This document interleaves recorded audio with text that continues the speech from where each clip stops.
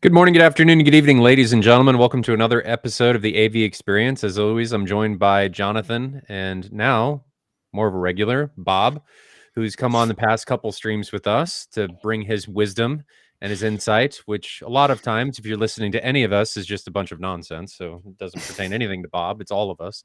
Why anybody listens to us, I have no idea. Maybe they don't. Maybe they're just here to make us feel better. Who knows? But it's another weekend. We didn't do it on Friday because we're terrible at scheduling, but here we are. So today's stream is going to be about if I had $20,000, what would I do? But before we get into that, how are you guys doing? Bob, how's your weekend been? I'm doing good. Thank you. Just mostly family stuff like always. You helped me do we did Velvet yesterday. And then I got mad that the switch, HDMI switch, wasn't working. Who would have thought I was having HDMI problems? Who would have thought that would happen to me? The way it manifested, though, was interesting with the one channel. I don't know how that even... Yeah, that was interesting. That we had... So, Jonathan, you haven't heard about this yet. We had an issue where the front left channel sounded like a driver was blown. So my front left speaker, it sounded exactly like a driver was blown. We went through a bunch of different stuff. We were unplugging amps. We were switching channels. We were going through the speaker switcher. We were doing all kinds of stuff. And everything pointed us to the amp. And then we did some switching on the amp, and the problem was still there. Yep. So we ended up having to power cycle the Storm. But what I didn't think about, because I power cycled it once, is you have to unplug it. If you don't unplug it, it doesn't fully power cycle, and the issue remained. So that threw us for a loop, and we spent probably an hour unnecessarily of our lives trying to figure that out. Another when issue you switched over to the turn off, the problem didn't follow, so you knew it was something with the Storm. Yep. It was either the Storm, the speaker switch on the Storm side, which we switched stuff around, so that didn't end up being it. Or it was one of the amps in the Storm stack that was causing the problem. Because the turnoff wasn't having the problem when we were switching back and forth. So at least we had that to go on. We knew it was in the Storm stack, but I think what it was just the Storm needed to be power cycled. And then I had another issue where, well, before we get to that, Bob, I kind of cut you off about your weekend. How was it? It's my last weekend before kids sports start back up again. So, because you mentioned basketball, if I remember right. Yeah, I have to. I'm coaching one of the kindergarten boys basketball teams for my kids' school. We've got 4 boys basketball teams. Oh dear. And I haven't played basketball in probably 35 years. Makes you an expert, obviously. Right. Are you hobbling around the court like Mike Tyson was on the ring last night? Oh my gosh, we will talk about that. I didn't watch it. I got about a lot of text messages from it, but I did not have it on. That was something. The last time I watched Mike Tyson fight was when he had his first one back out of prison. They were streamed. They had it on pay-per-view at Just for Feet. On Just for Feet had it on the big jumbo wall. So it's a shoe store that's been gone forever. But that was, 97?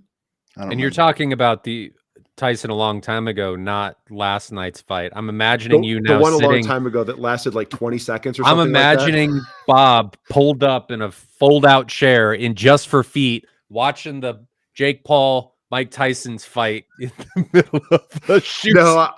I was going there to buy a pair of football cleats that I needed, and the fight just happened to be on, and I was just in the store when they had it on. What was that guy's name he fought? McLeary, something like that? The white guy that didn't look like he would look like he was outclassed by Tyson pretty strongly from the get-go, I think. I don't remember his name. So anything planned for tomorrow? Nope. No? Jonathan, what about you? My whole family has the plague, so don't come over here. Oh. I don't know what's going on, man. I mean, I was sick for a couple weeks, and they got it, and they've been sick for like 3 weeks. Something new now came after we thought we were getting over the old thing. It's been walking pneumonia and maybe bronchitis, especially. Oh my gosh! And it's like The whole family is contagious and sick. I'm over it. I'm like hiding in the basement because my whole family's like Walking Dead upstairs. Evidently, you've been doing something with subwoofers, given the background. That's been like that for a while. I need some boxes for the Is that where your kids sit when they're playing video games in the theater? They just pull out a UM18 and plop down in front of the beginning. Oh, bean bags. Here's your stool. And it's just a UMT. Right. They'd probably do that with the kids. Probably wouldn't have any problem. Talk about tactile transducers just sitting on top of the driver. No anything, no chair, just direct butt contact on There's top a video of the 18. of that happening to a baby, and I don't think that's appropriate. Because I don't think that's appropriate either. The baby is moving. It's not my baby. I don't recommend this. What circles of the internet does one have to go down to find an 18-inch subwoofer with a baby sitting on top of it, bouncing up and down to demonstrate tactile feedback on a subwoofer in a theater? Yeah, now, was that home audio or car audio? I don't even remember. You could probably find on YouTube in a half minute, but I don't remember. There's some YouTube holes opening up right now with people watching this stream looking for babies and subwoofers, and hopefully you end up in the right place. So what'd you do today? Family's dying, evidently. You're isolated. I had some church duties this morning, and then this afternoon, I don't know. I mean, I cleaned up the room a little bit here. Not a whole lot. Day seems like it got away from me. That's how my day went. It's like, where did the hours go? Yeah. What about tomorrow? Church in the morning. I'm doing soundboard duty, and then nothing planned, I don't think. Okay. We had soccer games today, and then I stopped the 50 from dancing. It is now bolted to the concrete floor. I never thought I would ever be to a place that I would have to justify bolting a subwoofer to the floor. Right. But here we are. So my 5-year-old daughter and I were back in the meat locker in the dark with all of the hanging bodies, screwing the subwoofer to the floor. And it helped immensely. It sounds better. There's no more of, you can't, as far as I can tell, hear the driver. Because you know how you could hear the driver moving? I think part of that was because the subwoofer was unbalanced and it was moving. I can't really hear it anymore. But maybe that's subjective of me wanting it to be better, and I just haven't noticed yet. So it seems to be better. So I got that going for me. My weekend has started off with lots of negativity surrounding issues, some of my causing. So what I was going to bring up earlier was maybe I've talked about this to you guys off stream, but I was chasing an issue where the RAM audio amps, you can't just cut power to them to turn them off. You have to gracefully shut them down because they run software on them. They've got a bunch of DSP that you can't just pull the plug and they're going to be okay. They're going to get mad and they're going to die. And I don't want that to happen. So you shut them down by sending them a TCP packet, not Wake on LAN, just a single TCP packet with hex frames that identify what you want it to do. And one of those commands is powering up or going into standby. Well, randomly, all 5 of those amps just stopped responding to those TCP packets. Wait, when did this happen? It's been going for a while. I had no idea what was going on. I power cycled my network. I rebuilt the entire network. That took forever. And then it was mad about a bunch of other things. So then I have to go troubleshoot that. And then IP addresses are changing from the DHCP server. And then I'm having to find devices that aren't talking anymore. And it was a nightmare. Rebuild the network, still doesn't work. Still doesn't respond. And I'm beside myself at this point. Because now, at this point, I have identified that the subwoofers, or not the subs, the amps will respond if you send the command from the RAM audio software. I can send it from there and they power cycle. They do what they need to do. So then I break out Wireshark and I'm analyzing packets individual frames, looking at the acknowledgments, doing all this stuff. I'm like, it's the same port, it's the same frames, it's everything. Why does it respond from the software and not from the Control 4 server? And I've got the Control 4 driver people talking. I've got Control 4 talking. We're trying to send, like, doing net scans and trying to figure out what's going on and why is it not responding, and nobody can figure it out. Nobody can figure it out until I accidentally close the RAM software and then find that all of the sudden the amps turn off. And I'm like, why did that just happen? And then I turn the theater on and the amps turn on. And I'm just staring because it's like it has clicked and just, and I've just figured out what it was. The RAM software was open the entire time. Yep. Was creating a VPN tunnel. Oh. And it was stopping all other traffic from communicating on that port. That makes sense. I wasted, I don't even know how much time of my life trying to find this dang issue. And then as always, it's Ryan's fault. Don't look. I just need to realize, don't look too far. It's the idiot sitting between the chair and the keyboard that's the problem. That's pretty complex stuff to work through to find out that it's the VPN. I mean, that's yeah. So then then immediately I'm telling, like, Jeffrey, I'm telling Todd, everybody that may have any interaction, if this happens, this is what it is. To make myself kind of feel better.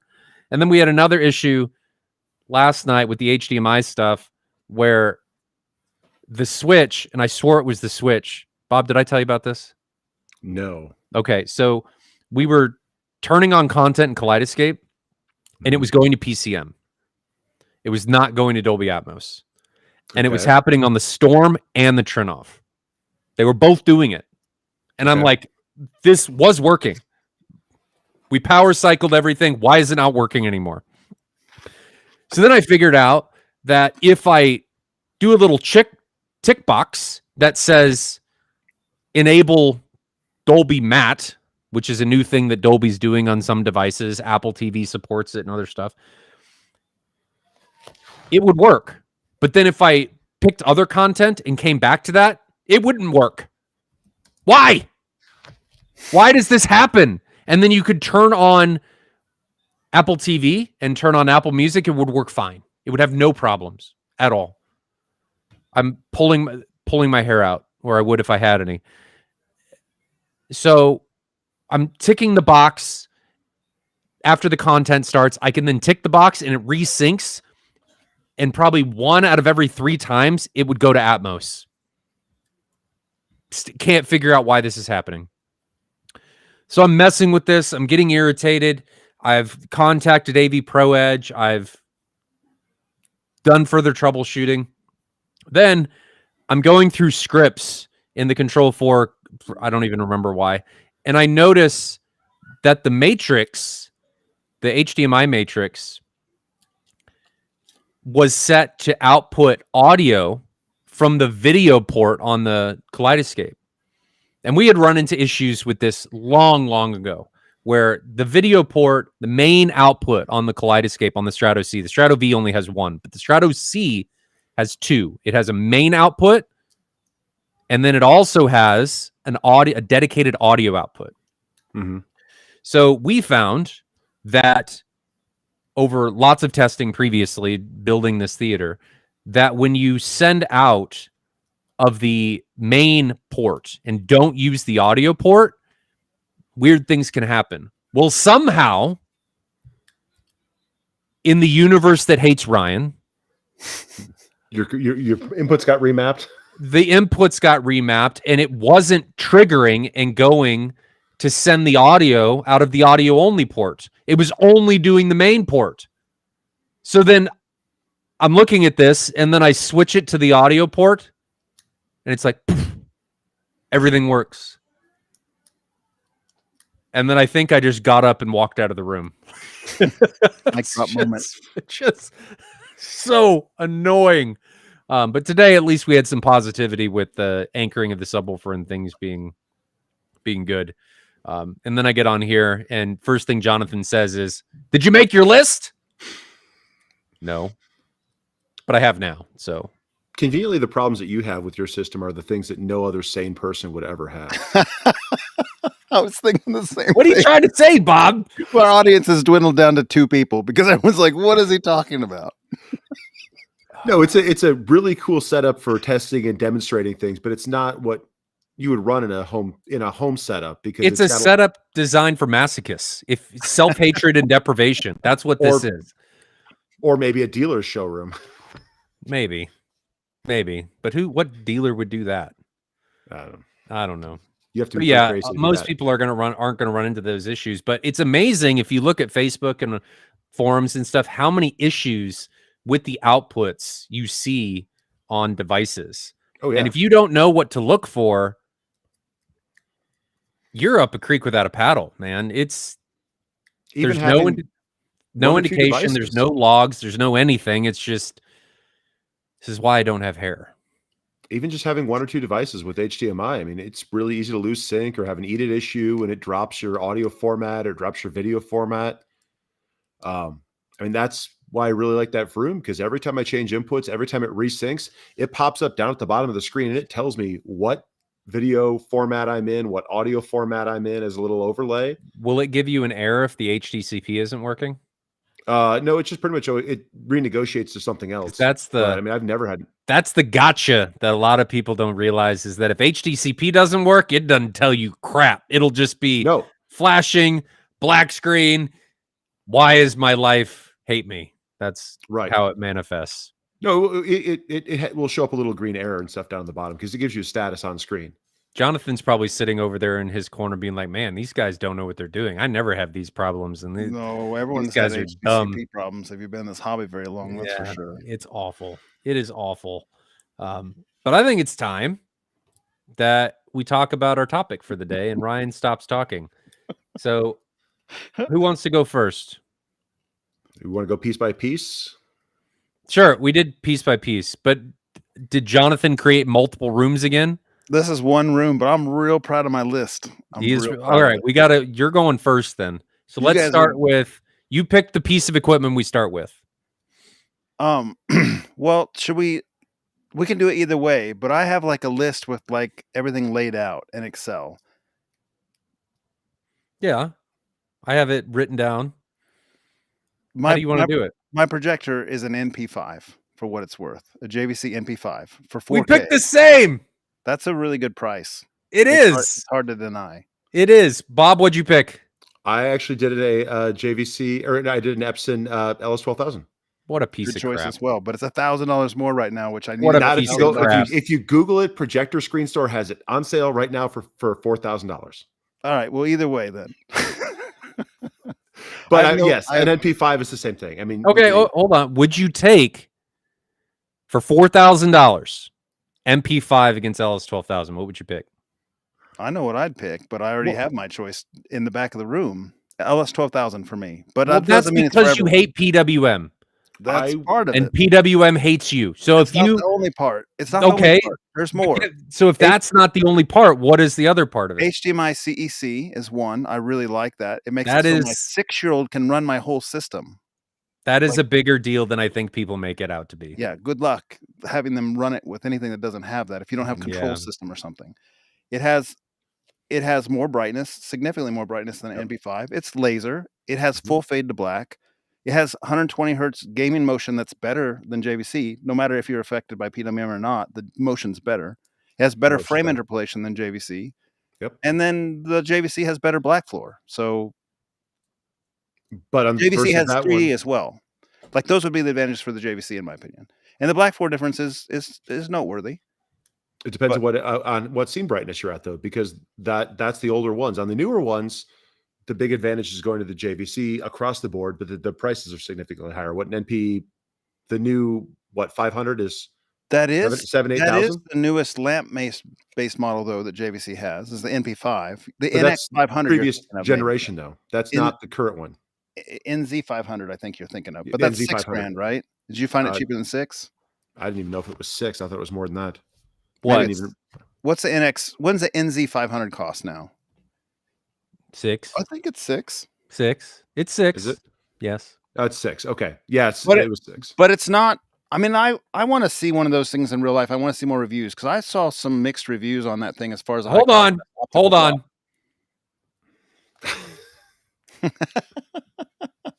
We've heard a lot about the new. We're going to get to that. We'll talk about this topic and we will get to it. And that was the thing too. I'm trying to stay with stuff that I've experienced and not just, pick something that's new coming out and gone with a $2,000 or $2,000 Valerian Vision Master Pro. I think we all thought about that though, because it shaved $2,000. Heavily thought about it as a placeholder thing for until you get established, because it's got it. If you even get it, that's my concern. Is I don't want to tell someone to get something off Kickstarter and then not get the product. Mm-hmm. I use Bob's list and I'd have nothing and no money.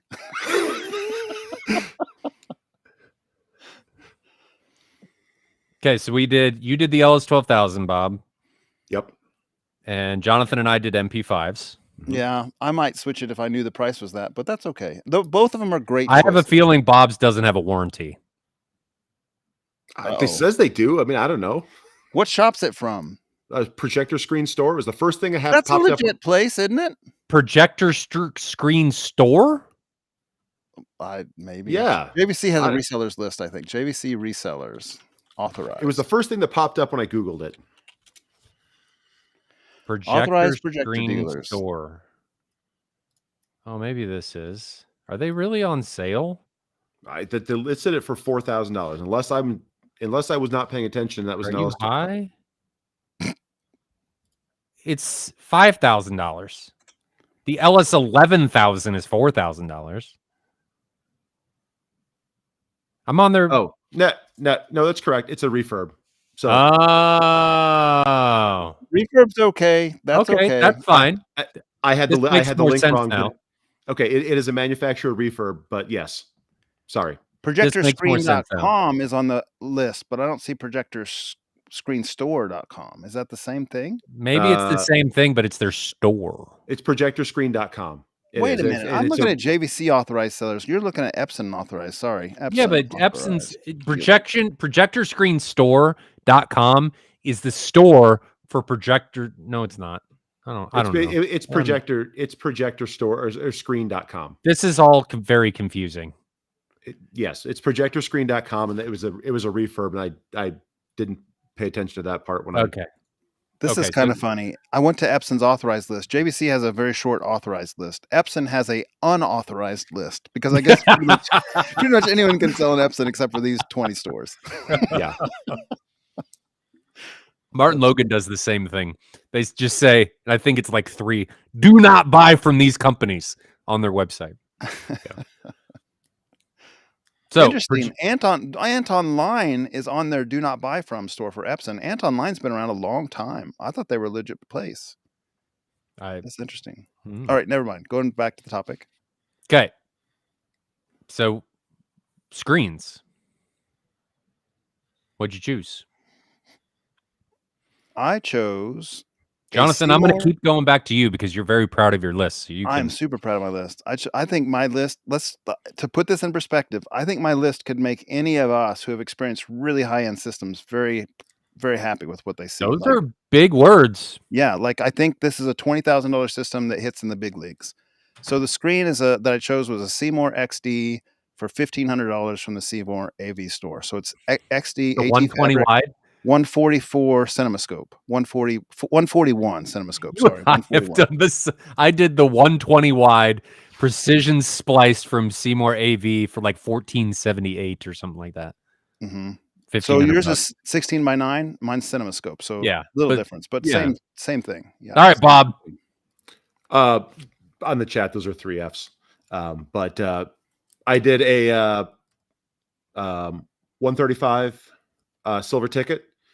It's $360. It looks decent on its own, and if you want to get a little bit more gain and a better picture, you can rescreen it for about $600 to Sievertson Cinema White.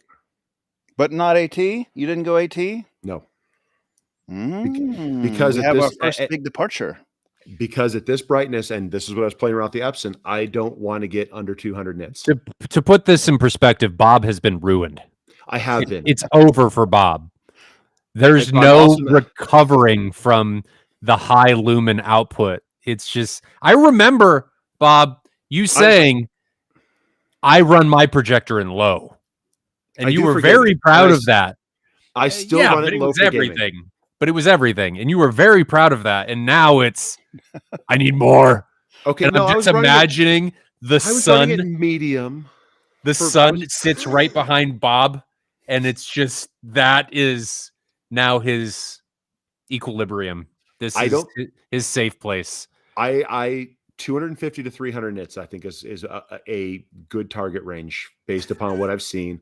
And I get 275 done to him. I get 275, 280 nits off the screen right behind me, and it's beautiful. And it's spectacular, and I love it. And then when I put the Epson on, I pulled out pulled my Epson 5040 out of the box to play with it last night. And it's got half the brightness because it has an old bulb, and it's an aftermarket bulb. I was getting half the brightness off the meter. And so I'm probably watching at 135 nits, and it looked great on SDR content. But when it switched to HDR, I just lost the pop. I mean, it just looked dull.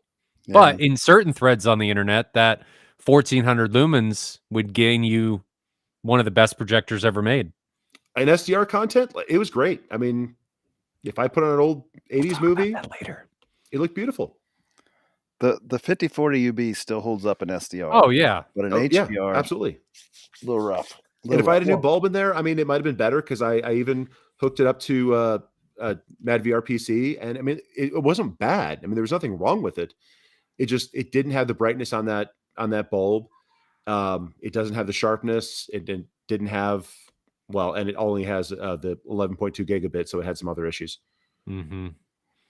And to be clear, guys in chat, look at this. I'm fully on board for a non-pop. I don't want to hear anything from Ryan other than 700 nits.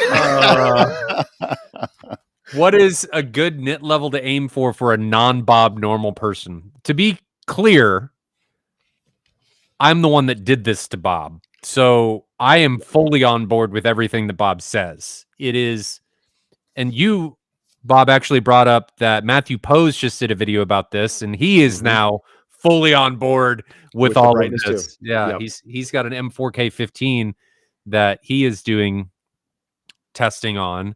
He had the 860 too, and he loved the brightness on that.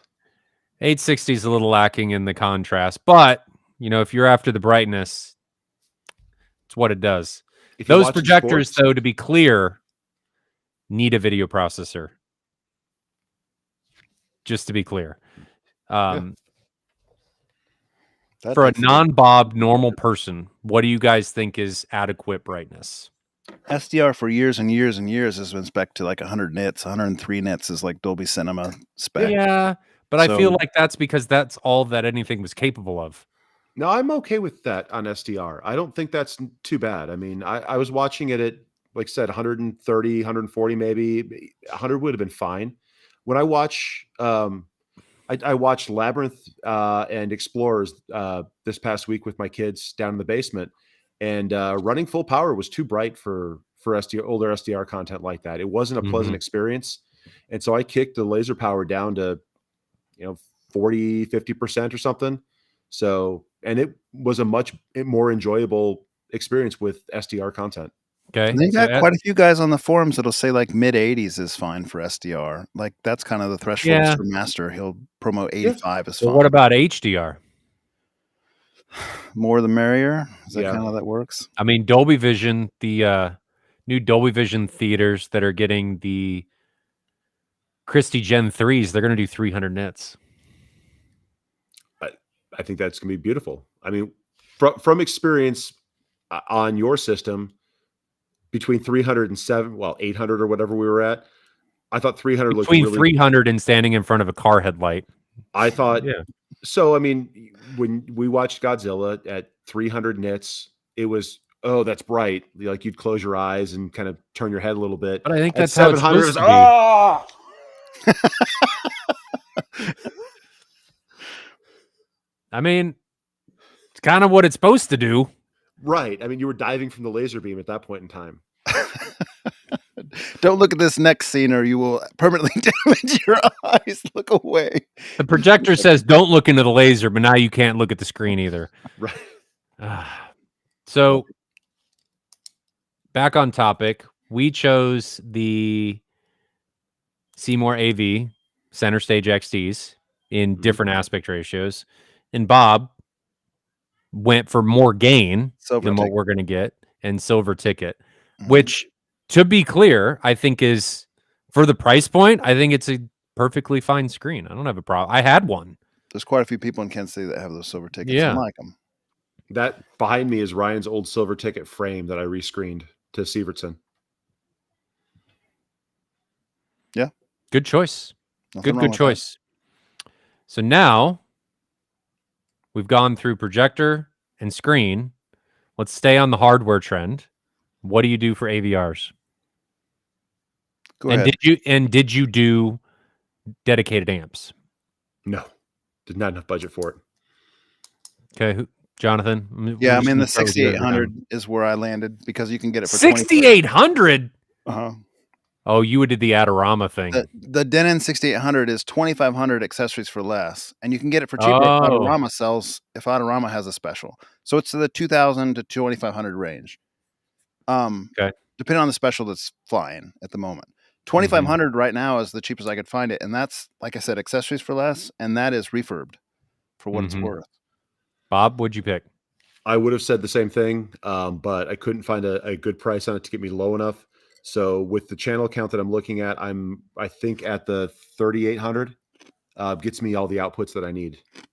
I did the 3800. Gets the price low enough. Yeah. Yep. 9.4.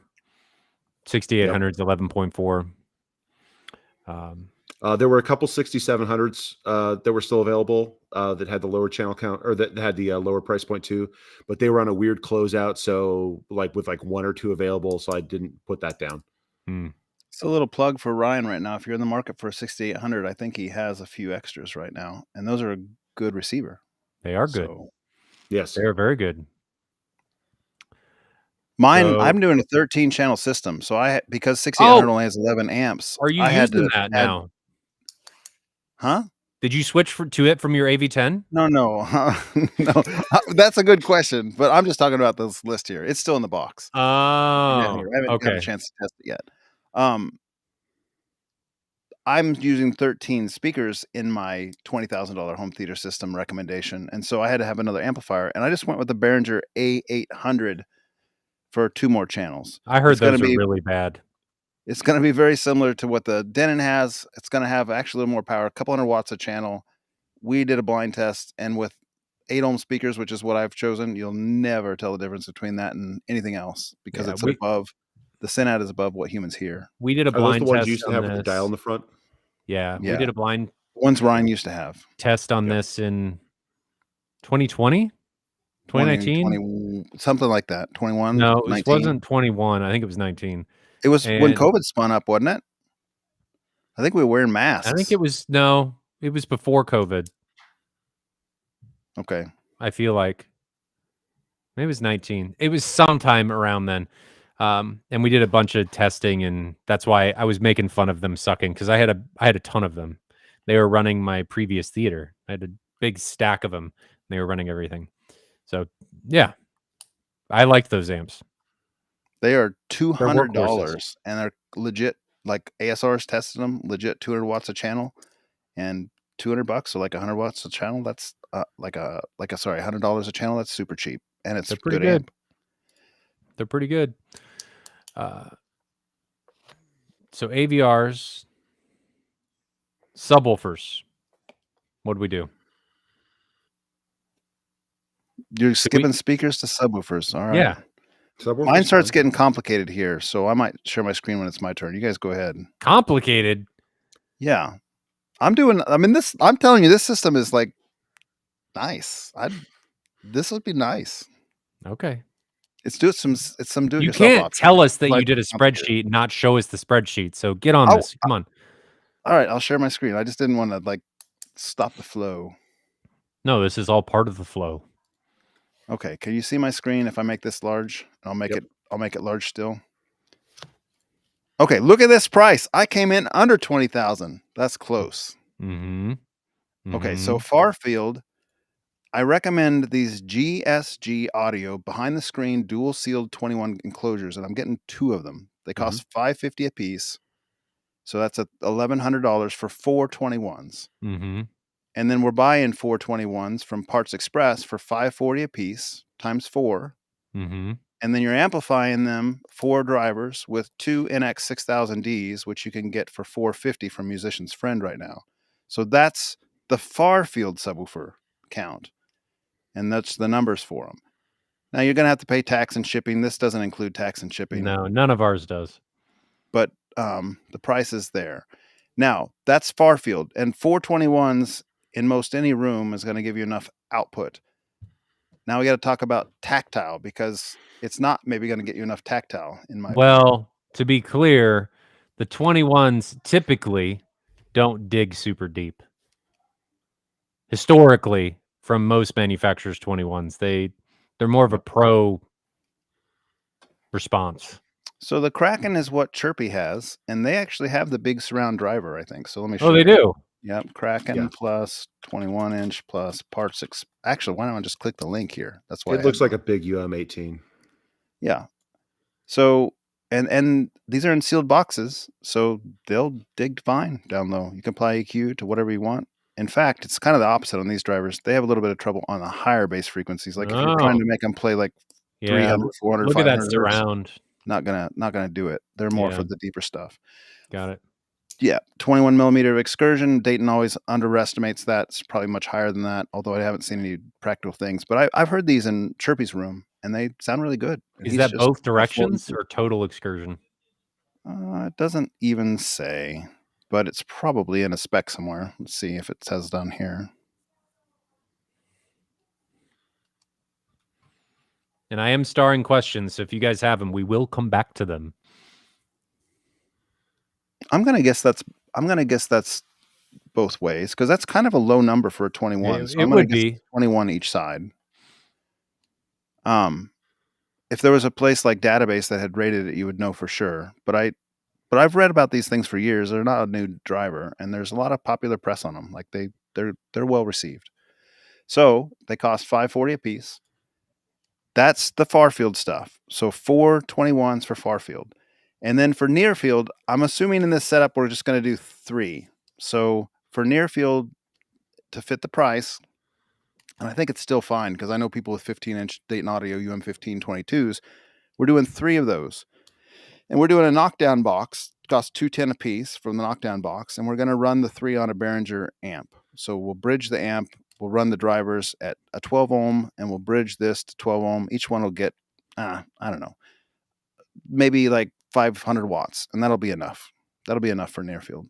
So that'll get you that near field. And then I'm also adding. Oh my God. And there's a amp for tactile Statement X3000D from Musician's Friends, $289. And there's more. You're getting a mini DSP in order to control the tactile, because you really got to have that. And this is during one of these, at some point, I'm going to laugh. Jonathan isn't even going to bother putting speakers in. It's just going to be all subwoofers. The whole theater is nothing but subwoofers. That's all it is. And here's Jonathan, subwoofers. And then he's got a 3.5 millimeter plugged into the headphone jack on the AVR. And he's got headphones on. And the subwoofers are doing everything else. Look at this. This is even including a U mic. I even stepped it up to the U mic so they can learn REW and like get the whole ball of wax all figured out. So this setup here for the subwoofer system, it would impress anybody. Like if you had this dialed in right now out of the box, this is going to be kind of a hazard to set up for a novice. But if you have some expertise in setting it up, this would impress anybody. Anybody. I think that's an important point to make, though, Jonathan, is that yes, the DIY stuff, there's a lot. It's highly cost effective. right? But to do it right, Mm-hmm. there is a lot of knowledge that has to go into it. Now, it's not that you can't learn, and it is absolutely something worth doing and learning to go through. But to get everything out of it, it is not something that you just plug in, turn on, and you're off and rolling. It takes some dialing in. It will take a lot of time to read up on this and learn it and spend the time to dial it in, or hire somebody who knows how to do it. But this is getting dangerously close to my near field system, and I get just frankly, I get a lot of compliments on it from my guests, and this is really close to what I'm doing. So there's that. That's my recommendation for bass, and we're still hitting the budget. Let me stop my share. Oh, I also want to show one more thing before we leave, because I did recommend that GSG audio stuff.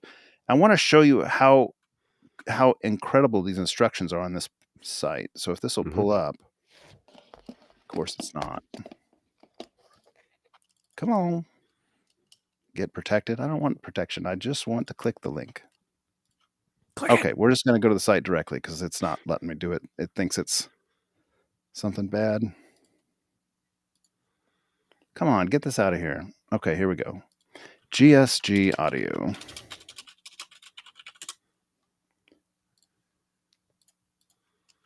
So if you go to products, and then we're going to go to the behind the screen subwoofers, and we're going to scroll down here. These are like jigsaw puzzles, basically. You don't have to have advanced knowledge, woodworking skills to do it. You just need a clamp, and that's pretty much it. They tell you every single thing you need, down to the SKUs at Home Depot for the screws. I mean, it's like really, really complete. If you can put together a Lego set, you can build these subwoofers.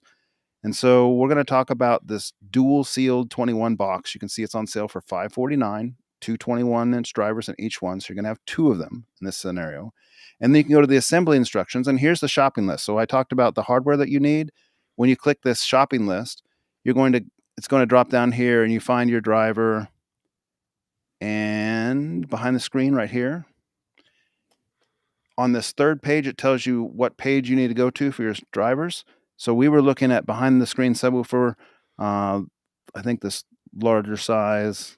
I don't even know which one it is we'd have to go back and look at the part number. But anyway, I'll scroll through this, and just the idea is, hey, here's the assembly instructions. It tells you step by step exactly what to do. Because it's all CNC cut, you can see there's like little cutouts. Everything just drops into place and snaps into place. This is not something that's complicated. Like it's extremely well designed, engineered so that everything just fits in place like a jigsaw puzzle. And then, you're using wood glue, PL glue to kind of keep it in place, and the screws were appropriate. Scroll down to the very bottom. This is really long because it's talking about all their models, but it talks about the hardware you need. It talks about even like what you need to put on your iNuke amps, like what they recommend for your amps. And not only that, but they have a huge thread on ABS forum for any questions that you might have or whatever. Like it's really pretty cool. They have all the specs of what you would expect. Like output for a single unit is up to 132 dB at 70 hertz or greater than 118 dB at 18 hertz. And then you get an extra 6 dB if you're co-locating. You use an extra 3 dB if you're not co-locating. Yeah, really, really nice setup. $550 a pop times two, $1,100 for the two boxes. You assemble it yourself, and then you buy the drivers. And you're on. I'll stop sharing. Okay, go ahead. What are you guys doing for your subs? I did 4 UM18s with boxes. Like a knockdown box from Parts Express. Those are on sale for like $250. That's a good price for that. $250, yeah. And then I did just the NX amps. We're all very similar on this. We all chose the same direction. And to be clear about what I was talking about, because it said it's not hard to build box. I'm not talking about box design. There's programs that can do that for you. What I'm talking about is the DSP and getting them to play nicely in the room. That's what I'm talking, because people don't realize this, but a lot of amplifiers, like take, I don't know, JTR, for example, there is DSP built into the amp that is already doing things for that particular unit, that box, that driver, to smooth some things out. You do not get that when you are doing this stuff. Yes, if you know where to look on the forums, there are some things that you can do, but that's the stuff that I'm talking about with getting them dialed in, all of that to play nicely together and in the room. That's where the knowledge is going to come more into play. Just to to clarify. So UM18s, NX, Bob, you did a couple different things. You did 21s. I'm going to do 21s. I did 2 21s, same GSG single boxes, just because I didn't want to go crazy and say, like, I have a wood shop. I can go buy 3 sheets of plywood, make all this stuff myself. That's not a really reliable list. But the the GSG boxes and 2 of the Lavoce, what are they? The 214.50 drivers, or the SAN 214.50 drivers.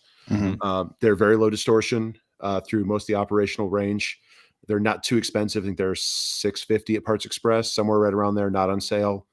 And they are almost what the Eminence drivers are, but they're about 3 dB lower at 10 hertz because they have lower excursion, but they're going to be pretty loud for most things you're going to do. And it's a driver that you could absolutely add 2 more, 6 more, continue to build on. You wouldn't need to remove that driver from the system. Good choice. There's a lot of love for that driver as well. What was I going to say? I don't remember what I was going to. Oh, somebody asked a question, Jonathan, about something. Zach asked, why dual enclosures versus 2 singles? It was just kind of to fit a price point, because the behind the screen things fit very nicely between, like, if I'd have an acoustic transparent screen on mine, so you're going to have your LCR. The behind the screen things are made to be shallow, so they can go behind the screen typically, and then you're going to put them between your LCR. So it's a way to hide them. It's a way to have 4 21s easily behind the screen. And then I'm making up for that with room smoothing, or more just even with feel, with the 15s behind the chair on my plan. So, well, and it's cheaper because you're not paying for the extra wood. If you're going to co-locate them anyway, it doesn't make sense to. Yeah, I mean, I don't have any problem if you want to separate those out and have the 4 21s in the 4 corners of the room, or the midpoints or something. A little more expensive. By all means, there's no wrong there. A little more expensive for the extra materials, but yeah, absolutely. It'd be a nominal expense for the most part. You could use the same amps. Good answer there. So subwoofers, talked about that. Speakers. I think Jonathan's going to stay with the Pro Scene. I absolutely am. I found these QSC. I was doing some homework on what's out there kind of at that lower end of the spectrum, because I want 13 speakers. So QSC SR 1030s, their retail is like $600, and they're on sale right now from Strong Tech, which I'm not even familiar with, but they're on sale for $390. Those are 127 dB capable speakers, which is stupid overkill. But their minimum continuous is like 122, 121, somewhere in that ballpark. They're 800 watt speakers. They're 95.5 dB sensitive. They're made for large cinemas. They will do fantastic in your home. QSC is a top of the line pro audio thing. These are just a no frills cinema speaker. They have here, I can pull them up. They have a slant design. Reference for days. No matter what size your room is, reference for days. And they're all matching. So you got 13 of them. They'll be driven from a receiver to reference. Reference with no compression. The dynamics we all talk about. Like, all matching. It's not going to be like an audiophile's dream speaker if you're into the 2-channel stuff, but for home cinema, it's going to be an awesome setup. Yeah, I would agree with that for home theater, for sure. So let me find the QSC SR 1030. They got a 1.75 inch titanium compression driver, and they have a 10-inch woofer. So they're just a 2-way. And I'll share my screen. We all choose. I think we all chose 2 ways. Bob, did you choose a coaxial? They're all coaxials. We all chose coaxials. Well, mine is not a coax, actually. Oh, it's not. Oh, it's no, not. It's got a woofer and a tweeter, a compression driver, actually, as it were. Well, is it a compression driver? Let me look again real quick. It'd have to be. Is this? It said in here the driver size. It's a 1.75 inch. Here we go. Yes, compression driver. Titanium diaphragm compression driver. So yeah, I mean that's a heck of a speaker, and $390 isn't cheap, but I like the all matching concept, and I like the absolutely no compression, no $390 isn't cheap. not at the rate of 13. I mean, that's a big portion of the budget. Oh, sure, I guess. It's $5,100 for 13 of them. I spent more than that on 3 speakers. Yeah. So anyway, look at this. You're gonna have you only need 105 of the seats. You're gonna lose about at most 10 dB in most rooms from the speaker to the main listening position. Maybe more if you're in an enormous room. In my room, I lose about 10 dB. That's at about 12 feet as kind of a reference point. So if you need 105, then you really need 115. You need a little bit of extra headroom for EQ. So if we want a true reference experience, these will do it, because continuous, they're rated for 121 watts, and peak, they're 127.5 watts. They got protection in them. They got a subsonic filter built in at 50 hertz. I mean, these are like a commercial speaker. So yeah, that's where my head's at. Okay, stop sharing. Bob, what'd you do? So I wanted to pick something that I have listened to and experienced at home and enjoy the sound of. So I went to Sendo. I had, after M-Wave this year, I had a pair of the 10s sitting on bar stools, right where those speakers are behind me. I had them up I just was going to try them for a week and see how they sounded, see if I liked them, because it's one of their lower price speakers. I left them up there for like a month and just didn't want to go through the effort to move them, because by the time I got them EQ'd and well integrated, I mean, they sounded almost just as good. And I really enjoyed listening to them. I prefer to listen to music than watch content a lot of the times. So I wanted something that's going to be a very good music speaker. So I did, I've got a couple different options that could kind of, if you want a more complete system or a less complete system, if you kind of want to just piecemeal it together, get started, and then not have a speaker that you're not going to want to get rid of. 2 of the 10s up front, because I have an on-AT screen. There's no reason to have a center channel. And honestly, if you care about your seat, you don't really need one. The center channels are for other people's seats. And then I did 2 more of the 10s for the sides. Oh, you went all 10s. I did 10s for sides and rears. And then I did 6 wedges for heights. Okay. I think that's what I had. Yeah. So I stayed on the same train. I did the 10s, LCRs up front. So 3 of those. They're coaxial compression drivers. They will do reference. Yep. I, like Bob, listen to far more 2-channel than I do theater. Jonathan, I think, is on the opposite side of that. He is almost always surround. And there's nothing wrong with that. Always surround. Yeah. I personally, I think, this is my opinion, it's more difficult to hide compromises and discrepancies in a 2-channel setup than it is in a multi-channel setup. And I think we've all talked about this before, that you've got so much going on in those types of setups that we can't pay attention to everything, and it ends up sounding great. When you get into a 2-channel setup and there's not as much going on, it becomes much more difficult to hide things. And I just love the way these speakers sound.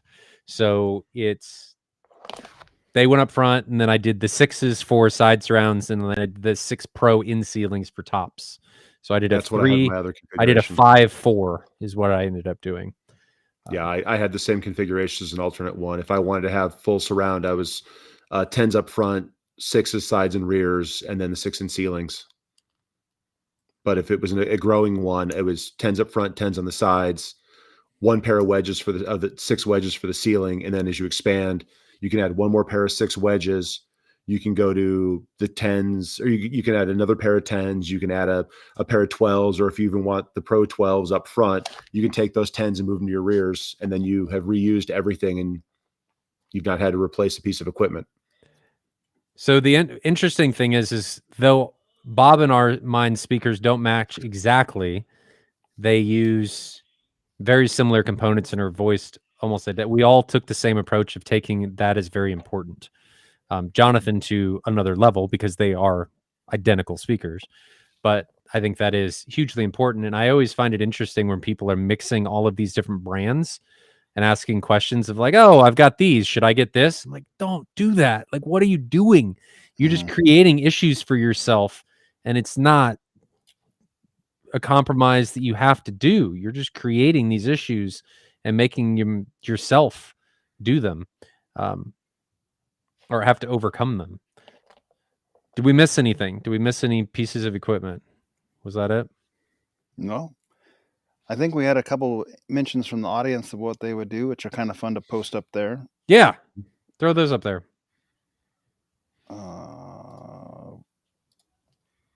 You might have to throw them up there. No, there's the pinned. I see it. So here's a recommendation by Ragnar.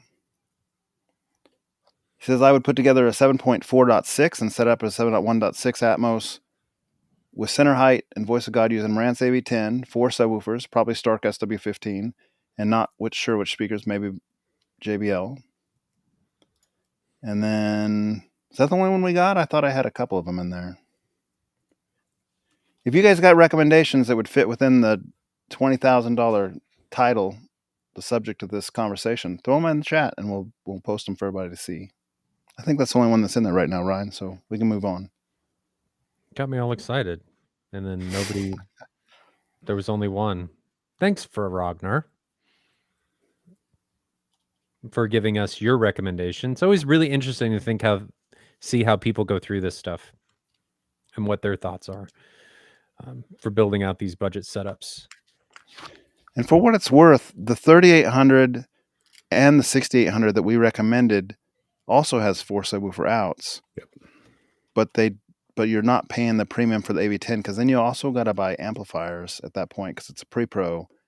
You're going to eat into your budget pretty fast if you're trying to hit 20,000 with a Marantz AV10. Mm-hmm. $7,000. $7,000 plus amps. And that's even before you do anything else. All you got is a processor and amps.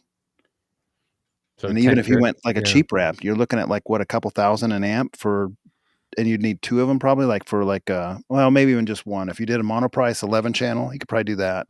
Mm-hmm. That'd be like is that like 1,700 or something? Maybe a couple thousand for that 11 channel in that ballpark. I mean, I've got right now I'm running an old Yamaha MXA 5000. It's a 11 channel amp that I got open box at Best Buy for like $1,300. Yeah. And it's been struck by lightning. So it buzzes and has some issues. It's flavor. It's flavor. Okay. Sounds like an old record player, but I like it. But I like it. So like the transformer has some damage. So like if you go in the closet and listen to it, the transformer buzzes, but it doesn't come through the speakers. See, people talk about like warm, yeah, bright. Bob's over here just like, this sounds like lightning. Well, it's on the sheet. It's on the list to be replaced, but like it hasn't failed yet. I know it's going to. Hey guys, want to hear what lightning sounds like? This is what it sounds like. What do you guys? What's next in your guys' theater journeys? Let's talk about Bob's journey because he's been going through. He has been going through. I'm gonna start from scratch. Take us through it. So sorry to put you on the spot, but I want to know. So I have waffled back and forth a lot on buying versus trying to build.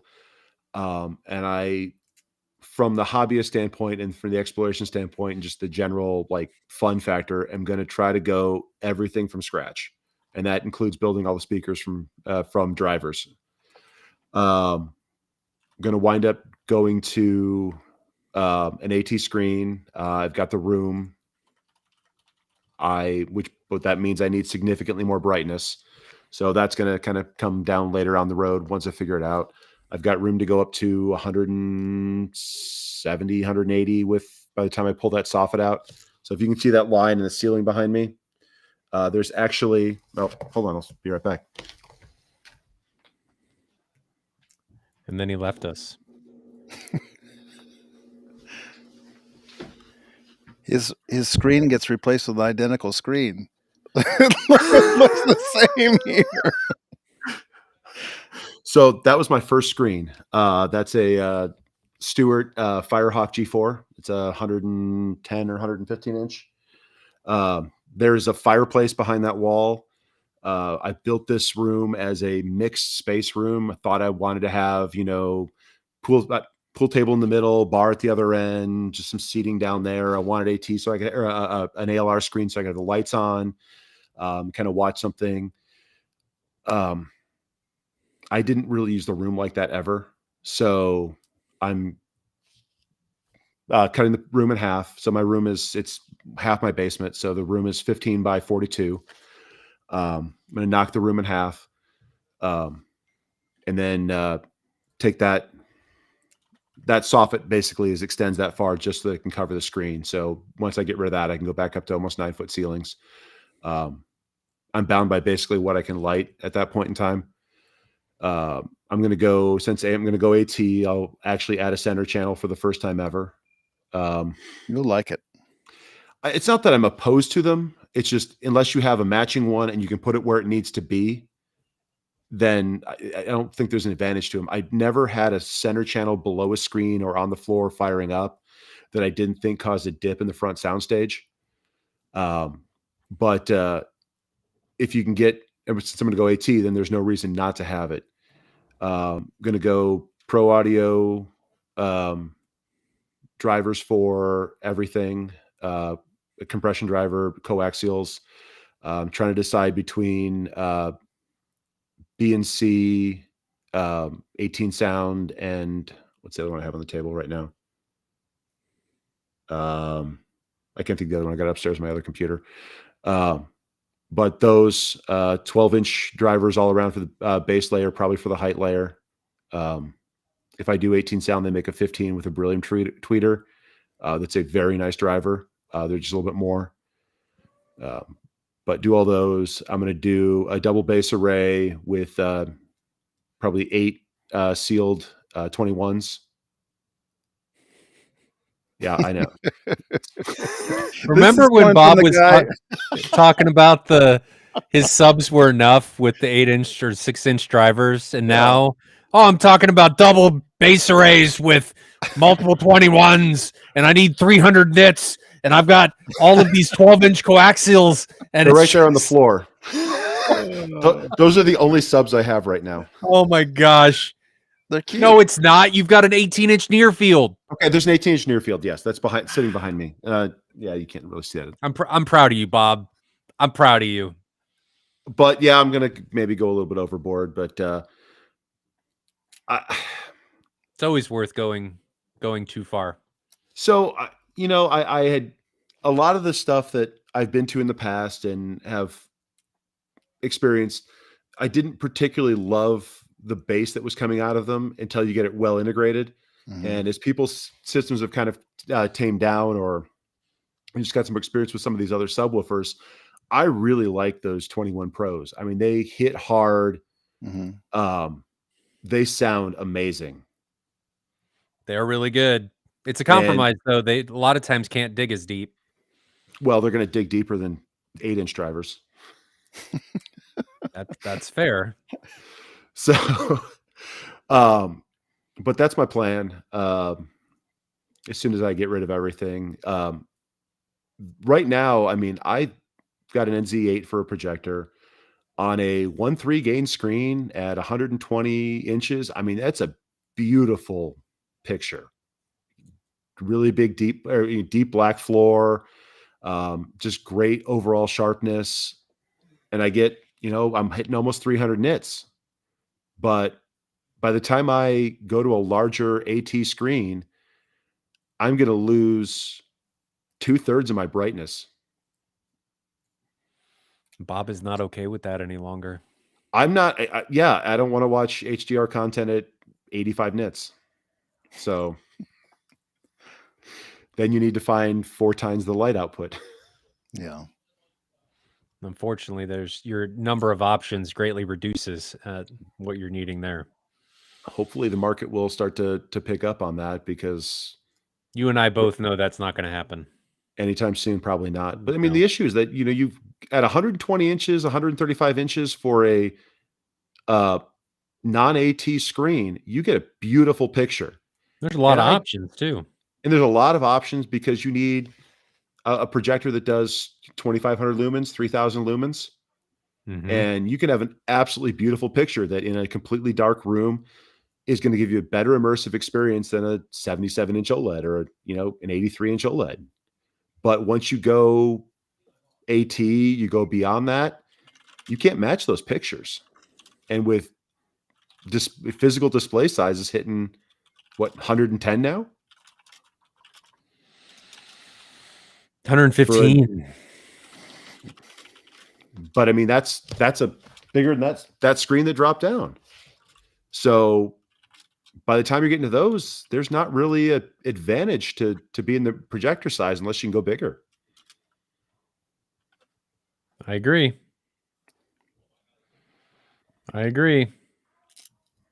Okay. I still can't believe the 180 that Bob has turned. No, it's dramatically different than a couple years ago. It is. And it's all Ryan's fault. It is. And it's in conjunction Jonathan's fault. It's like a pass-through here. It's like it's a blame game. Yeah, I don't want to be responsible for Bob spending money, so I'm blaming you, and you don't have anybody else to blame except yourself and me. What is the next thing, Jonathan, that you're going to do to your space? Get those UM18s going? Yeah, those drivers over there, I'm just going to make near field in my back row. That's really all that I'm planning on doing. This new wave of projectors didn't delight me. I don't need anything with a processor. Projectors. Near field. Valerian. You're not excited about the Valerian? I'm cautiously optimistic. I'm still in that mode. For anybody that doesn't know, there's a thread on AVS forums about a Valerian projector, specifically the Max. And Pro 2. The Max isn't out yet. Pro 2. Yes. And it has been a show, I think is a spectacle. A spectacle. That's a good word for this. It has been a spectacle. The hype of which is rarely seen, and that's saying something. Well, the last time this was seen, we've talked about this a couple times, was the LG 810, and it is, we all know how that turned out. Not well. But Jonathan, there was and let's not name names, but there was what's the word? There was a update. There was something happened recently, and you and I were trying to get this person to come down and do some testing, and they got a projector to do testing of them on their own, and their response was not what I was expecting. Yeah. And then I feel like they kind of backtracked. Do you want to let the people in on that? Well, I mean, he's buying a new bulb, so I don't want to put words in his mouth. Go to AVS Forum and read the thread, but in just way of summry. But put it out there how you perceived it. Yeah, okay. Like if you were a reader.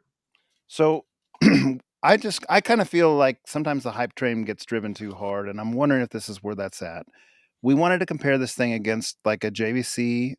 We had the NZ7 here in Kansas City. We had the NZ8 here in Kansas City. We have an LS12000 here. We have the 5040, my 5040. We have a QB1000. So we have like a lot of different options. And we asked someone in the thread who had one of these demo units, the beta units, if he would bring it over for a comparison. And he said he'd be interested, but he needed to ask Valerian if it was okay. And they said only after the new firmware, which is after the Kickstarter ends, which is kind of a bummer. A little bit odd to that point next is that then he's asking if he can have a QB1000 or a 5040 to compare it at his place. So I'm not really sure how that unfolds because I thought they had to wait for the new firmware, but just leave that alone because I don't know all the details. At any rate, he got a 5040. Someone brought it over, but it has 3,000 hours on the bulb. So it's like, by that time, folks, at 3,000 hours, it might be half or even a third as bright as it is new. Like it can really be dim. We're guessing about 1,000 lumens. I mean, that might even be high. I'd say 800. Yeah. That was being generous. That's just somewhere there less. Between that and zero. Yeah. So this is at the story where the hype train has really said this projector is like the new best thing, and it's going to be competitive against projectors that are way more expensive, and that's cool. Well, everyone hopes so. But then he gets this 5040 that's got a dim bulb, and his reply on the forums is that the 5040 holds up better than he expected and better than he remembers the LS12000 being. Well, let's just be straight. A 5040 with 3,000 hours on the bulb isn't going to touch an LS12000 in any respect. No. Man, it's got 2x Doesn't have pixel laser shift instead of dimming. 4x, Doesn't have. no full fade to black. It's got like way worse frame interpolation. If they're checking with that, it's going to have way less brightness, like way less. And in that mode, then you're feeling like there's subjectively less contrast because the brightness is so dim. He said that the Valerian beat the older 5040. I mean, that's what he says, but he says it's pretty close in many regards. So, like, that kind of puts a damper on this to a certain degree. He ordered a new bulb, to his credit, because we were all saying, look, you can't even compare that projector if it's got that old of a bulb. They were just trying to compare the black floor to keep it clear. That's what they were trying to compare.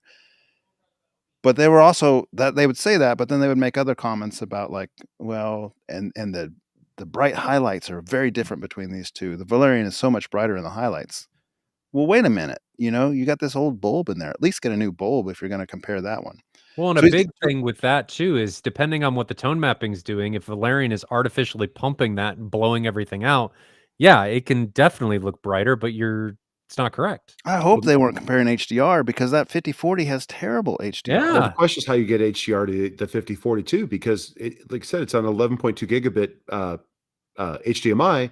So depending upon what you're using as a source, someone will just throw it into SDR anyway. And their original testing was with gravity on the 5040 versus the Valerian just to check and see what the black floor is. Because this EBL on the Valerian claims that it's like 15,000 to 1. Right. And that's actually really good for a DLP. You're talking like not a $2,000 DLP if you're getting 15,000 to 1. It'd be way more. So at any rate,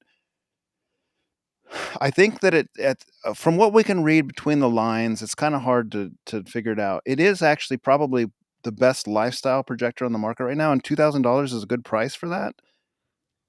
I personally would be really surprised if it competes with the LS12000 and the QB1000 from what I've read. But I mean, time will check, and then the JVCs I think will be in another league as well. But the lifestyle thing confuses me. Like, Mhm. what is the point? Are we targeting a market that do people legitimately buy them? And I'm asking because I'm out of touch, right? I deal with, as a dealer, with primarily people looking after home theaters, not trying to buy projectors they're sitting on a coffee table for a speaker. And there's nothing wrong with that. I'm just trying to figure, are people actually doing that? Like, are people buying projectors and then shooting them at a wall and then using the projector speakers built in? Is that what this market is? And if you had that, and if the Epson had speakers built into it, would it accomplish the same thing? Is that the main differentiating factor with these projectors? Like, what is a lifestyle projector? I think I can answer that. They have a speaker built in. They're made to drop on a table. They have an auto zoom and focus and keystoning. So you set on the table, you push a button, and boop, your picture's ready to go. Like it's kind of a hands-off, easy setup type thing. You got a decent speaker in it to play. Like, you're just ready to go. So you don't have a projector in your room normally. You want to watch the big game, on the whole wall or whatever. You can do it. It's got enough brightness to do it. So, I mean, I think there's legitimate causes for that. There's actually also people that are mounting this on the ceiling. Like one of the guys we're talking about in the thread there, he mounted his on the ceiling. It's got a 1/4 inch camera screw for a mount, which is odd to me, right? Because that's just odd. It only weighs what, like 12 pounds or something, though? I don't know what the weight is, but my 1/4 inch camera mount is the same thing that's on like this GoPro. Yeah. We're not talking about something meaty, and that in itself seems strange to me because this I just can imagine it like spinning when it's up there, like bass vibrating or something, and it's no longer even. But they're not putting it in a room with bass. I mean, yeah, that's fair. The only reason you're going to do something like this is if you wanted to, take it to a school function and broadcast it on a gym wall or put it on your outside. If you're going to have this at home and you want to have people to come over to watch a game, I'd go over to Sam's Club and buy the 86-inch LG TV for what, $700? Yeah, but this can you can watch that with the lights inches. on. But you can watch that with the lights on. Sure. So the other thing that this does that they remark on is that the HDR performance, the tone mapping, the dynamic tone mapping is supposed to be like next level. Like I haven't seen it. This is just what I'm reading. They're saying it beats, he prefers it to the Mad VR, which seems crazy, and it will be interesting to see. But that's what they're saying. So, and I think in the context of it bringing out more highlights, like the highlights are brighter. And so they have a comparison to the NZ9, which we watched the other night, or NZ8, I think it was. NZ8. Yep. It's potentially brighter in the highlights, but we wonder what it's doing in the shadow detail. It's really hard to tell from the video. But it's brighter in the highlights because it's wrong. It's blowing out the highlights. And we've talked about this in the past, that people have a tendency to gravitate towards the brightness, but that doesn't mean that it's right. Like, you can create this in the other projectors. They just don't do that out of the box. And because it's blowing those out, it is brighter, but are we going to lose a bunch of stuff if we make it more accurate? Right? The problem with a lot of these comparisons is they're not accounting for these variables. And these variables are allowing these comparisons, not including the subjectivity of the people viewing them, but they're allowing for the subjectivity to creep into the actual comparisons because they're not equalizing for these things. And that's a big reason that it's driving me nuts. And then all of these people are going out and making claims about this stuff. And the other part about this conversation that we had, he posted pictures about it, and then those pictures aren't posted anymore. Yeah. And they won't post. They straight up won't post. All of them that have it won't post a quick brown fox picture. But they go on and on about how DLP is so sharp, but they say the quick brown fox picture looks bad and they don't want people to dissect it. The quick brown fox, for those who don't know, is just a test pattern with very small text on a PC. So you need 444 chroma. You need it doesn't look good if it's not produced right. Like, you can't read the words. And they say they won't create it. And then not only that, they say they won't put that picture up. They say no one should be looking at test patterns on the projector anyway. Like, that's not what I do on my Friday nights, is look at a projector and watch popcorn or eat popcorn. That's not what we're asking for. A lot of people use Have you ever been to a PC home display theater on the meetup? projector. I mean, I would like to have clear text. So, at least, good or bad, let's just see it. Why are we afraid to put that kind of stuff up there? I don't really understand that. There is no reason as a DLP that it should struggle doing that, unless something is doing something wonky. It's a quad shift, right? If they specifically stated it's a quad shift or a I think that's shift. Right, Bob, but I don't. Let me see if I can find that information. The interesting thing that I have with it is everybody that has it says nothing negative about it. Nothing. It has no faults. Well, but they're also comparing it to things in the same market for the most part. If it's better than the other projectors that are, or lifestyle projectors that are using the same base chip and it has better hardware behind it, great. I mean, I'm all for that. I hope it does really well, because anything that's going to add more pressure to the market to continue to improve is great. Yeah, I think you said it the other day, Bob, that there's really no negative that can come from this thing being excellent, because it just pushes the competitors harder. I would agree, but I don't think it's going to be that. It doesn't smell right. Yeah, something's not right about this. And I have a suspicion that there is some type of NDA that prevents people from speaking negatively about it. There's no negative content about it. It wouldn't be an uncommon thing with, if someone else said it's quad pixel shift. Yeah, if you only do quad shift, or if you don't do quad shift and you only do a dual shift, you only get a 2K image. And when you start throwing larger images and you sit closer to them, you can tell the difference. If you put up a 5040 versus an LS12000, there's a difference in sharpness. I hope it's successful. I just really wish a lot of the testing and stuff was being done in a little bit different way, in a more objective way. I think by all accounts, at the $2,000 Kickstarter price, it's probably a pretty nice product, because there isn't that much in that realm that's nice. I would agree. It has Dolby Vision support. Mm-hmm. It has HDR support. it's supposed to be fantastic at tone mapping. Accurate or not, the people like it that have it. Now, what experiences they have, But I don't how know. can you like it and then say the 5040 is better than the LS12000? That I mean, it that just part Well, doesn't but make sense. that I don't. Did he actually say that, or did he just say that he was better than he didn't. remembered it He being? said it was better than he remembered the LS12000 the being. problem that I have with it though is that when you say things like that, it discredits everything else that you have. Because Well, objectively, the LS12000 is better. There's nothing really that it is worse at than the 5040. Right. no, it's better across the board.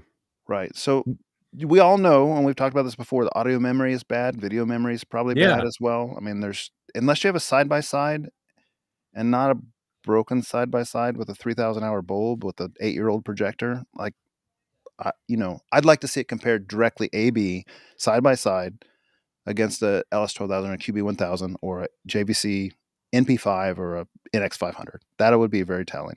Well, anything you can use as a reference, yeah. Yeah, and what do you guys think? I mean, the NX or the NZ8, the NZ8 video. I mean, talk about that. What did you guys think about that? Well, we talked about that a little bit last time. When you Mhm. start recording things like that with differing black floors, it's and that one was recorded one time with one projector, then a second time with the other, and spliced together. Well, that one. Then there was another one where they were both on.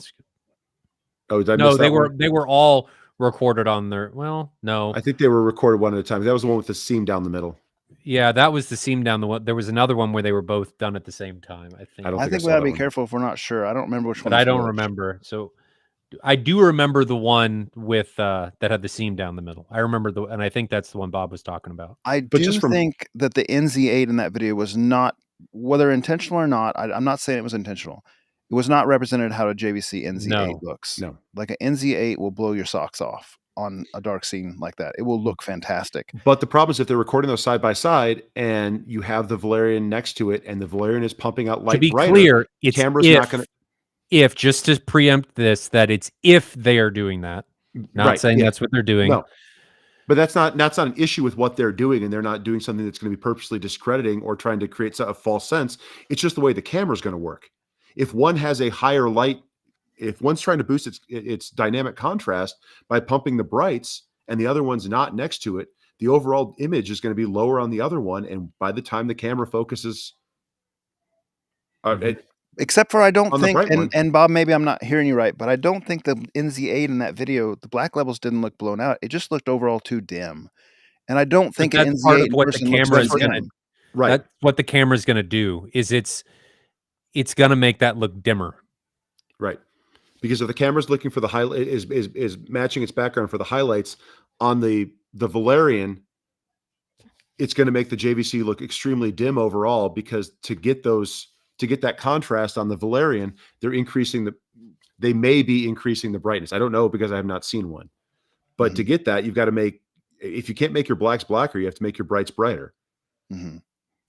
I will not be buying one, and for several reasons. Right now, they have a new lens being optional as a faceplate where you can do like scope, but there's no ability out of the box right now to do like a scope screen. So that's a non-starter for me. I'm worried about the DLP because some people are bothered by DLP RGB rainbows and so forth, like kind of the refresh rate. And I'm one of those people, so I'm worried about that.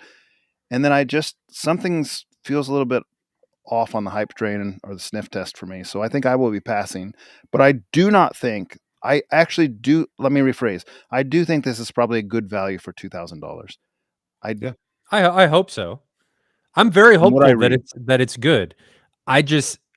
All three of us have been down this hype train before and multiple times, and it typically does not end well. I'm hoping that this is the one that gets us past that, but it just doesn't.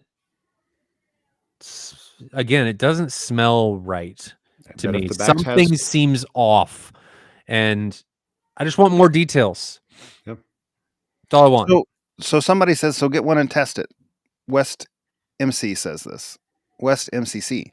We are going to get one and test it, but not before the Kickstarter campaign. So a guy named Bob Sorrell on AVS Forum has reached out to me. We talked on the phone. Oh, this is new.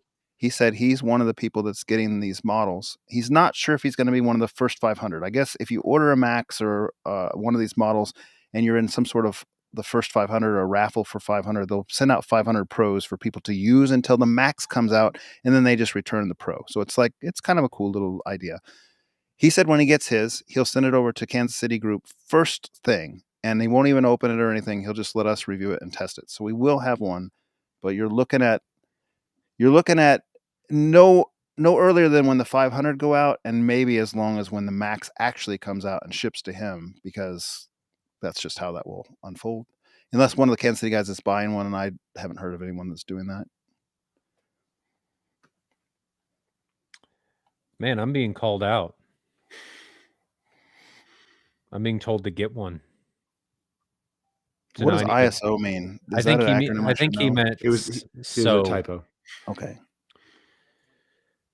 I mean, as much as I like spending money, I try and avoid buying things just to test them, because then what happens if I don't like it? I did read the return policy and I can't return it.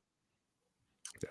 So I'm open to doing testing. It's just I do not have bottomless pockets, and I am not above buying things to test them. And I've done that with M-Wave time and time again. I mean, all the projectors that are there, everything that's tested at M-Wave in these comparisons, I buy. We're not on manufacturers to provide stuff. We buy it. And I think that makes things more impartial. So I'm not above that. But my worry then is if I buy this and it turns out to be garbage, what do I do with it? Now I just have a $2,000 doorstop. And I would challenge any of you, Extreme, let's put this on you since you're the one asking the question. Would you do that? And I hope it's amazing so I can buy 6 of them and just stack them on top of each other. That would be cool.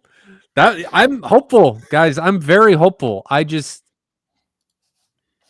been on this train before and it derailed last time.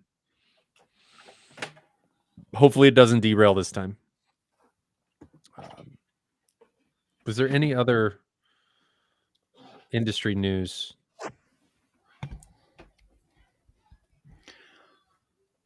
My theater's done.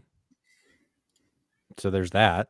But I don't think that's as exciting as the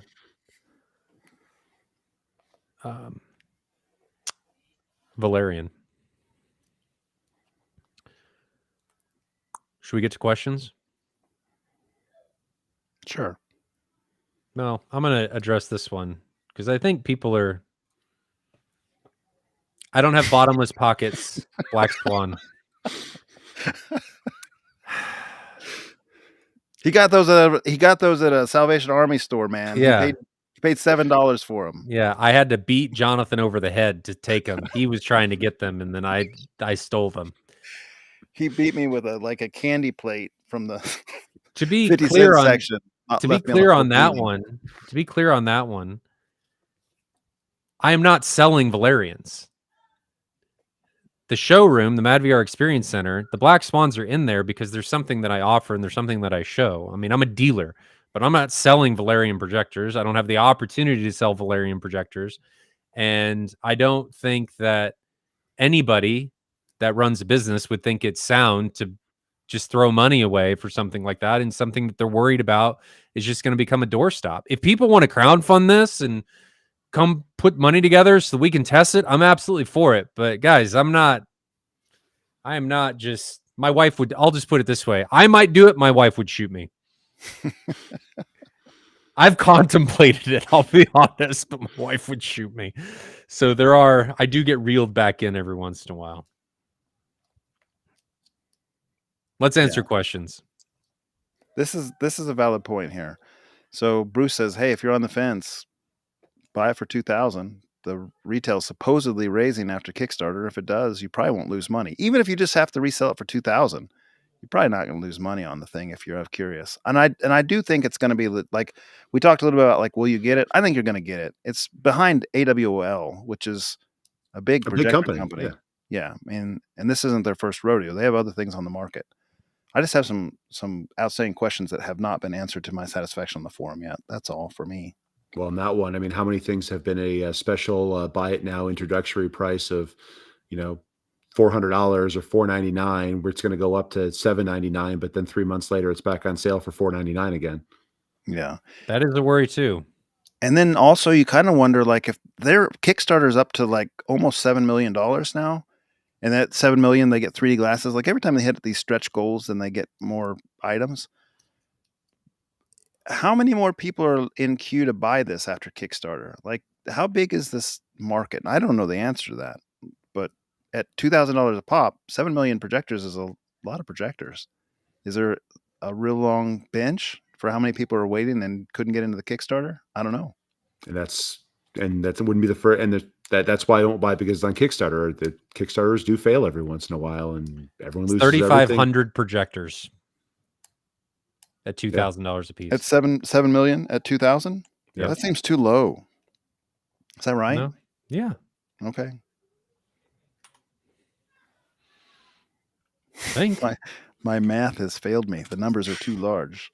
7, 1, 2, 3, 1, 2, 3, divide by 2,000.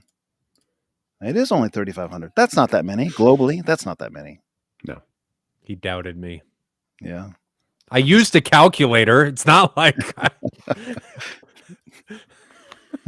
That's not that many. 7 million sounds like a lot more impressive numbers at 2,000. I want to know how many of these projectors are actually, like any of these lifestyles, how many are actually being sold? How many do you guys know that buy projectors like this? The very first one I ever saw was at M-Wave this year. So I bought one for my folks 5 years ago or something, and they've barely ever used it. I mean, they just use the TV, because even as simple as it is, getting it out and setting on the table is not as simple as just turning on the TV. Well, yeah. Yep. And then their TV isn't fantastic. They got a Toshiba from like 15 years ago that's like a 46-inch or something. Does this projector support CEC? That's a good question. I don't know the answer to that. It's got a nice aluminum remote. I know that much. But the nice thing about it is it does have the apps integrated to it, so you just have to hook up to Wi-Fi. I mean, you don't need external sources for it. There's some advantages for it if you're in a situation where you're going to use this sort of thing, but do you have the wall? I mean, if your wall is painted red or painted green, can't do it. You can't do that. You're going to have a huge color shift there. And, are you okay with doing that? But at the same point, if you're going to watch it in a room with other people in it and the lights are going to be on, why are you buying this over a TV? Now, what I think could be very interesting, and there's been a little talk on the forum, is if Valerian takes this concept, this lifestyle concept, rips the speakers out, puts a better lens on it, gives it more of an auto zoom and focus range instead of just more of a small range. Let's put it in a full size, like long throw projector package, Well, and at that point you have more thermal dissipation, so you can run more powerful lasers. And if there's actual technology behind it, that's great. I really hope so. I would love to see another big manufacturer with good technology enter the market. I'm hopeful. Just doesn't seem all right to me. Hopeful though. T-Rex says yes, Valerian has CEC. Cool. Usability. I'm all for that. Let's answer some questions. Let's see. Your wife would love you if you bought this and realized you could get Christy Griffin level performance for $2,000. Ryan doesn't even laugh. It's not even funny to him. I'd probably hate myself. It's only got what, a 15th the brightness? How many lumens does it have?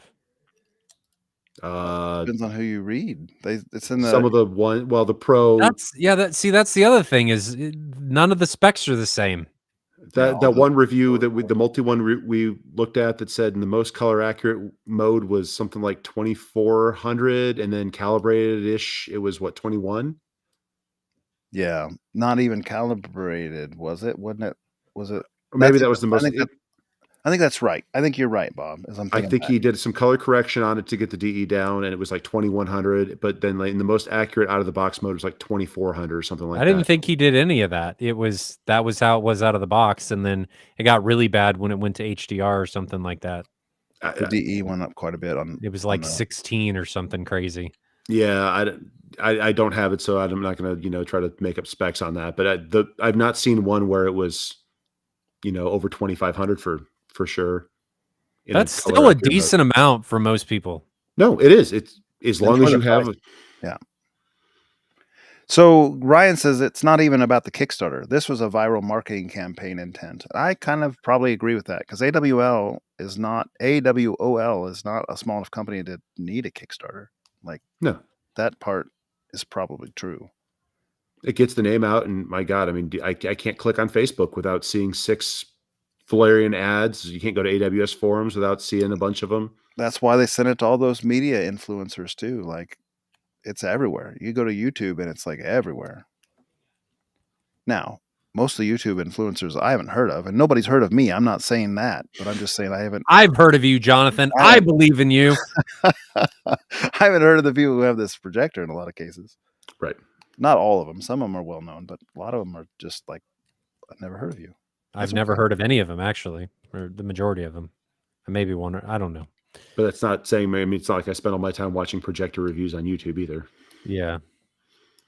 Especially in the lifestyle one. If they cover this section of market, I mean, some of these guys, it looks like they've got a history of doing ultra short throws and lifestyle projectors. I mean, I've never looked at anything in that market. Bruce, this might be the winning comment of the whole night. Think about this. Nobody in DLP land outside of like Christie has gotten anywhere near 15,000 to 1 on a DLP. No, even dynamic Christie. Though. Christie doesn't do that either now. And but so you've got... But that's dynamic. That's not... but I mean, all the cheap DLPs in this ballpark, all the cheap DLPs have forever been 2,000 to 1 type levels max. To be clear, Christie doesn't even do this right now. Like the dynamic 15,000 to 1, nobody does that yet. So we're not... Bruce's comment is not saying they can't do it, but he's saying they did it and they sold it cheaper than everybody else. That's a little odd. And maybe they did. That's that'd be... He's saying it's rare. That's rare.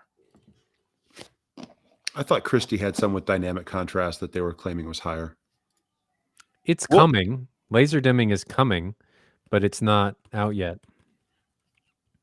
I think Ryan said that he's suspicious of this, but he hopes it does well. So he's not... If it does well, he'll be excited. I mean, I am excited about it. I just would think about any other product, not just a projector. Like, take yourself out of wanting something to succeed and think about it in a context of something that you don't care about. Because I think it's easier to look at something impartially when you don't care about it. And how would you partake or see something being marketed this way, where everybody is talking positively? There's virtually no specs, no objective reviews. The objective reviews still don't seem quite objective. And there's just a lot of gray in all of this marketing. And nobody's willing to put up the hard stuff where they're saying, we're not going to show the quick brown fox. We're not going to do this. We're not going to do this. We're going to say something negative, and then we're going to take the pictures down. Because I saw those pictures, and people were pointing, this one looks better. And the one we think they were pointing at was the Epson. So it's just doesn't smell right, and there's not enough objective data, in my opinion, because the three of us are very objective, to be able to clearly say that we believe in this. They're not, for whatever reason, I'm not going to say they're not. That level of information has not materialized yet. For whatever reason, it is not there, and I'm just hesitant to get behind something that I don't know anything about, let alone spend money on it when I can't get any data on this thing. I mean, look at just pretty much pick an industry out there these days that has huge amounts of marketing behind it. Look at a video game industry. I mean, how many pre-reviews from games or even movies come out there with massive glowing reviews until it actually releases? Because they pick and choose the people who get to have them beforehand. I'm kind of working my way back up on the comments here, and I don't know if you guys have kept up, but I haven't. So this comment from Srin Computer, I'm sorry if I said that wrong, but this is of value. Do we have any validation that they're samples that they're sending out to these reviewers, these golden samples per se. And I don't know if that's true or not. Maybe they're sending them off the line. Maybe they're not. Will the shipping units have the same outcome? Is the Valerian Vision Master Pro or whatever, the one that they're getting, is that even a commercially available projector? Yes, the Pro 2 is the one that will be shipping soon, I think. I mean, that's the one. They got boxes of them in warehouses. They got pictures. But you can't actually buy one right now yet, right? You can't buy a Pro 2. You can't get one unless you're a beta tester. Okay. But they're I mean, they're literally ready to go. Like on AVS forum, there's pictures of like Indiana Jones style hallways with just pallets of these things. So they're right there.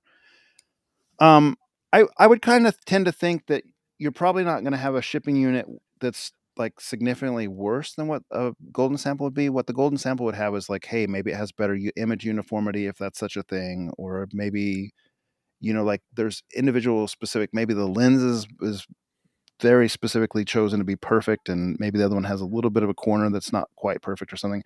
I'm not saying that that's going to be an issue, but golden samples are always always a concern in the industry, of course. They are, and they're a big problem for the industry when objectivity and reviews are concerned. And this is why a lot of times when you do these comparisons and stuff that M-Wave's known for, that other vendors are known for, you try not to get the manufacturers involved because you don't want golden samples. The proper way to do it is to go buy them off the shelf and then test one that a normal consumer is going to get. Do not get one from the manufacturer, because odds are they're going to look at it, make sure it's perfect. If it's not, open another one. If it's not, open another one, and then they'll send you that one. So it's absolutely something that needs to be considered, and it's a variable that for sure needs to be accounted for. Otherwise, how do you know what you're getting? And I'm going to challenge most of the people here. How many of you guys would buy things now? I mean, they're watching this stream.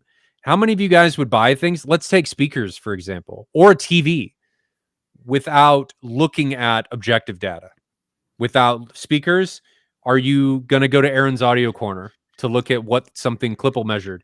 Are you going to buy a subwoofer without Audioholics James measuring something or looking something up on database or objective benchmarks? Are you going to buy a TV without referencing validated reviewers like ratings or something like that? Are you going to do that? My guess is most people aren't, but I see a lot of people doing it with this Valerian projector, which is weird to me. Well, we've gotten to the point where people trust reviewers online, but reviewers online are more influencers these days. I mean, when I bought those speakers, my Paradigms, I drove to Fort Collins in Colorado to listen to them before I bought them. Now, I was also going skiing at the time, so it was only a 45-minute detour, but fair. There has been close to 50 reviews for the Valerian on YouTube. Never seen that before.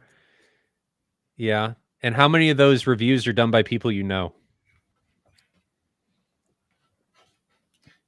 And what is their history of reviewing products? It's just kind of interesting. Well, you get reviews like that with, you know, a new JVC or a new Epson product, especially the Epsons. But you're still getting reviews from people that you don't know. Quantifiable, objective reviewers that have a professional stake in the industry, right? That you're getting it from video calibrators that's what they do for a living. Like they're a professional video calibrator with meters that they know what they're dealing with.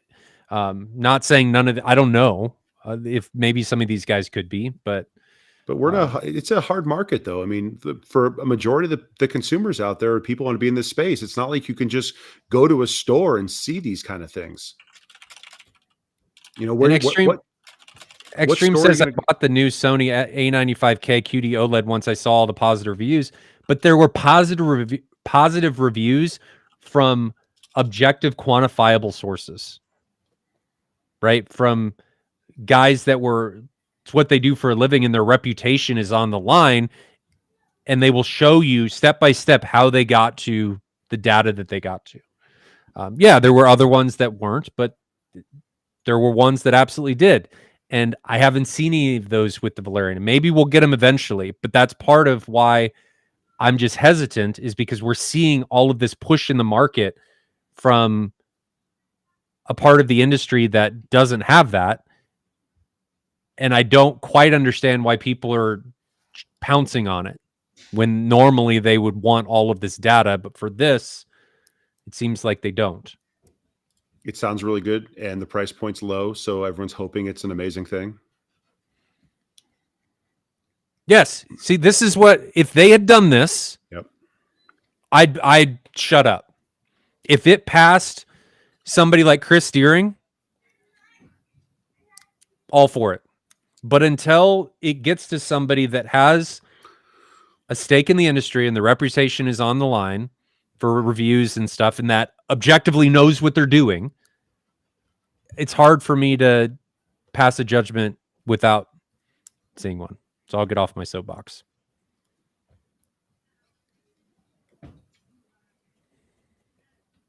Kind of catching up on comments here. I think we've got most of the ones.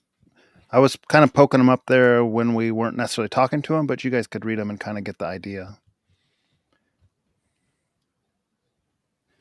This is not the case. So Paul is asking, hey, is Smart Home Hookup the one that's doing the 5040? No, Smart Home Hookup actually was the one that did the NZ8 review, I think, right? Wasn't that? I think that's the one where it was the NZ8 versus the Valerian on the side-by-side, and he just said, I'll let the video talk for itself. Now, those guys that have kind of said that, I think the guys that have said that on AVS forum, like Smart Home Hookup, has said, and he doesn't elaborate, and maybe NDA related, but he kind of says like he thinks it's kind of silly to compare that to an NZ8, is what he said. But because everyone was asking for it, he would go ahead and put that up there and let the video speak for itself. But that kind of, in my opinion, may not have been the right way to do it, because on the forums you get a bunch of guys saying like, look, it smashed the NZ8 in this video, and that's where it becomes dubious, because we're not really thinking that's the case in real life. No. He was the one that did the multi projector one with the BenQ and all the other ones that we watched. I thought that was a legitimate video. Sure. I mean, Sure. And again, it had its strengths, and even in the final comparison, I thought it had its strengths and weaknesses compared to whichever the other one was next to it. Was it the BenQ or maybe a different one? Was it a C2 Hisense or something? Maybe is that possibly? I don't know anything about them. I just remember watching that, and I mean, it had its strengths and weaknesses compared to it, but it's on what alpha firmware right now. So I mean, it could wind up being a lot better than it was right there. They said that there's another big update coming for it. So it's really hard to judge how something that's going to be in the long term, because even all these other projectors or just other things in general have had big updates once they're in the field. If the underlying hardware is solid, there's still room for it to develop. Somebody sent me a video on AVS forum in the last day or two, and I get a lot of PMs. I apologize, I don't even remember who it was off the top of my head, but it had a video of the subtitles with one of the AWOL projectors that was kind of a recent version, and the HDR tone mapping was changing, like yellow tone. The subtitles yellow color was changing every time the scene would adjust, so the subtitles were just dramatically changing. Ryan, is that something that happens with MadVR at all? If a subtitle's not white, does it change tone as the tone mapping is changing the scene? Like if it's a yellow subtitle? What's the context here? So they were saying that this is something AWL has on one of their other recent projectors, the parent company, and it may be something to be concerned of. If you care about subtitles and if they're not white, is that something that we would have to be concerned with the Valerian? I don't know. I haven't read anything. I mean, white should be white. There's things that MadVR does in adjustments with gamma and contrast and different things that we do spread out over a period of multiple frames instead of hitting you with them instantaneously, because it would be too stark of an adjustment. It's stark in this video. Should be. You shouldn't be changing colors. I mean, a color should be a color. So it's either going to clip or it's not, and white should be white, not... Imagine it's not a white subtitle. Imagine it's a yellow subtitle, and the scene is changing because HDR tone mapping is doing its thing. Does your yellow subtitle with MadVR, does it change tone? I don't know. I'd have to look at it, and if I could see it, I could tell you probably what it was doing, but I'd need to see it. In the video, it looks poor, but I don't even know if that's something that would be applicable to other tone mapping solutions. So here's a couple things that I'm just putting out for people to think about. One, when you're taking video of other video sources, you're reliant on how that particular thing that's recording the other video source is recording that data. And if it's doing anything weird with its own color or representations or anything like that, you have now biased what it is recording. Or if the person making the recording has done anything weird or made a selective decision to show one or the other in a better light, you are now biased to those things because you're taking this in a video. Just as an example on this, I was taking pictures to post my pool table to sell it, and I have Brunswick green felt, or well, cloth, because it's not felt, cloth on the table. And if I back up my camera more than about 6 inches from it, because of the filters and the image enhancements on the camera, the color of the felt in the picture changes from green to basically looking like Simonis blue. And I can't fix it. So what Anthony's saying with tone of yellow can change. I'm not saying that's not possible. I would just need to see it. Like, I need to see it in person to be able to tell you what's going on. There's a bunch of different things that can happen in tone mapping that can change things because it's tone mapping. You are remapping things to fit within the capabilities of your particular display. If you didn't tone map, right? If I have a, say, to make this easy, if I have a 100 nit capable display and I try and show a 10,000 nit image without tone mapping, anything that is mapped to that level, it's just going to look blown out and look terrible. So Right? on these subtitles they're talking about, though, like specifically the yellow ones, are those embedded in the actual frame, or are those a separate subtitle track? I don't know. I'll find the video, and I don't think we can play it on here because we'll probably get a copyright strike, but I'll put it in chat and people can check it out themselves. Let me go to AVS Forum and get my PM, find that PM. Because if it's not an overlay subtitle and it's part of the individual frame, then it's going to wind up having the same issues. Here is the, and we don't even, it's not, maybe not even fair to talk about this, but it is an AWL product, and it is something that is a current issue. It is a current issue that they said they were not able to resolve. And so potentially it might be an issue with the Valerian. We really shouldn't talk about it, but it's in chat. If you're interested, check that video out and you can take a look at it. And then worry about things we shouldn't worry about because we just don't know. Let's move off the Valerian subject. We're not against it, folks. For those in the content who still think are the chat that still think we're just bad mouthing it, we're not. We're hopeful it's well. We like Ryan said, we've been down this road before. We've seen these things come and go, and hopefully this is different. We want it to succeed. Okay. Pinned questions. We got quite a few of them in here. How long are we at? We're at 1:52. Okay. Let's kind of lightning round these things.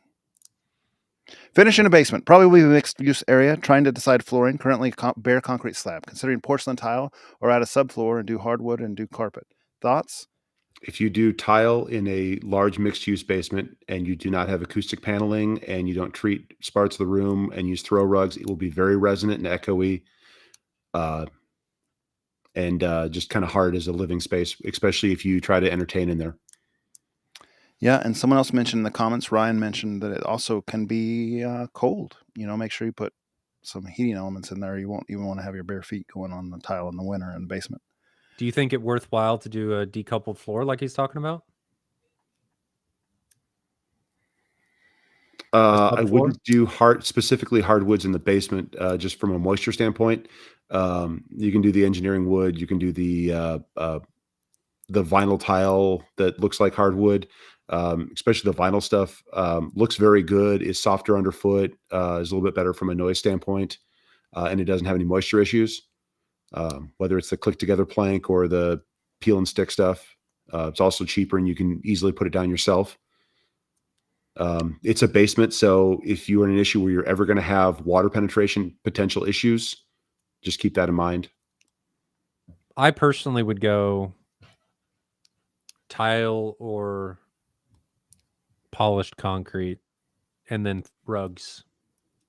I think you have more control doing it that way, and you don't have to worry about water. Personal preference. I mean, I even did it in the theater because it gives you more control. A lot of people put down carpet, and I've done it in the past, but carpet becomes a uniform high frequency absorber, and you have no way to treat it. So if you do a hard floor, you're able to put down rugs, you're able to treat the ceiling, and you are now in control of that absorber. I think you could talk to 10 acoustic technicians and get different answers across the board. I think there's some personal preference involved in here. Sure.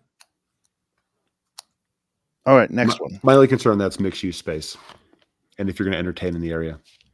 Yeah, I like the feel of soft carpet under my feet, and any trade-off there is worth it to me. What kind of speakers are those in the guys' backgrounds? Bob, what are your speakers? Those are Paradigm Persona 3Fs. I would assume he's talking about yours because yours are kind of a new picture. Mine are CBT 70J1 by JBL, and Ryan has headphones, Sennheiser 800s. No. No? What are they? I don't even know what these are. They're all Don't you? I thought you had Sennheiser 800s. Did you trade them out? No, they're here. What are you listening on? These are Audezis. I've been wearing these for a long time. I don't know. Do you switch out, or am I just not observant? Sometimes. Okay, I thought you were wearing Sennheiser last time I looked.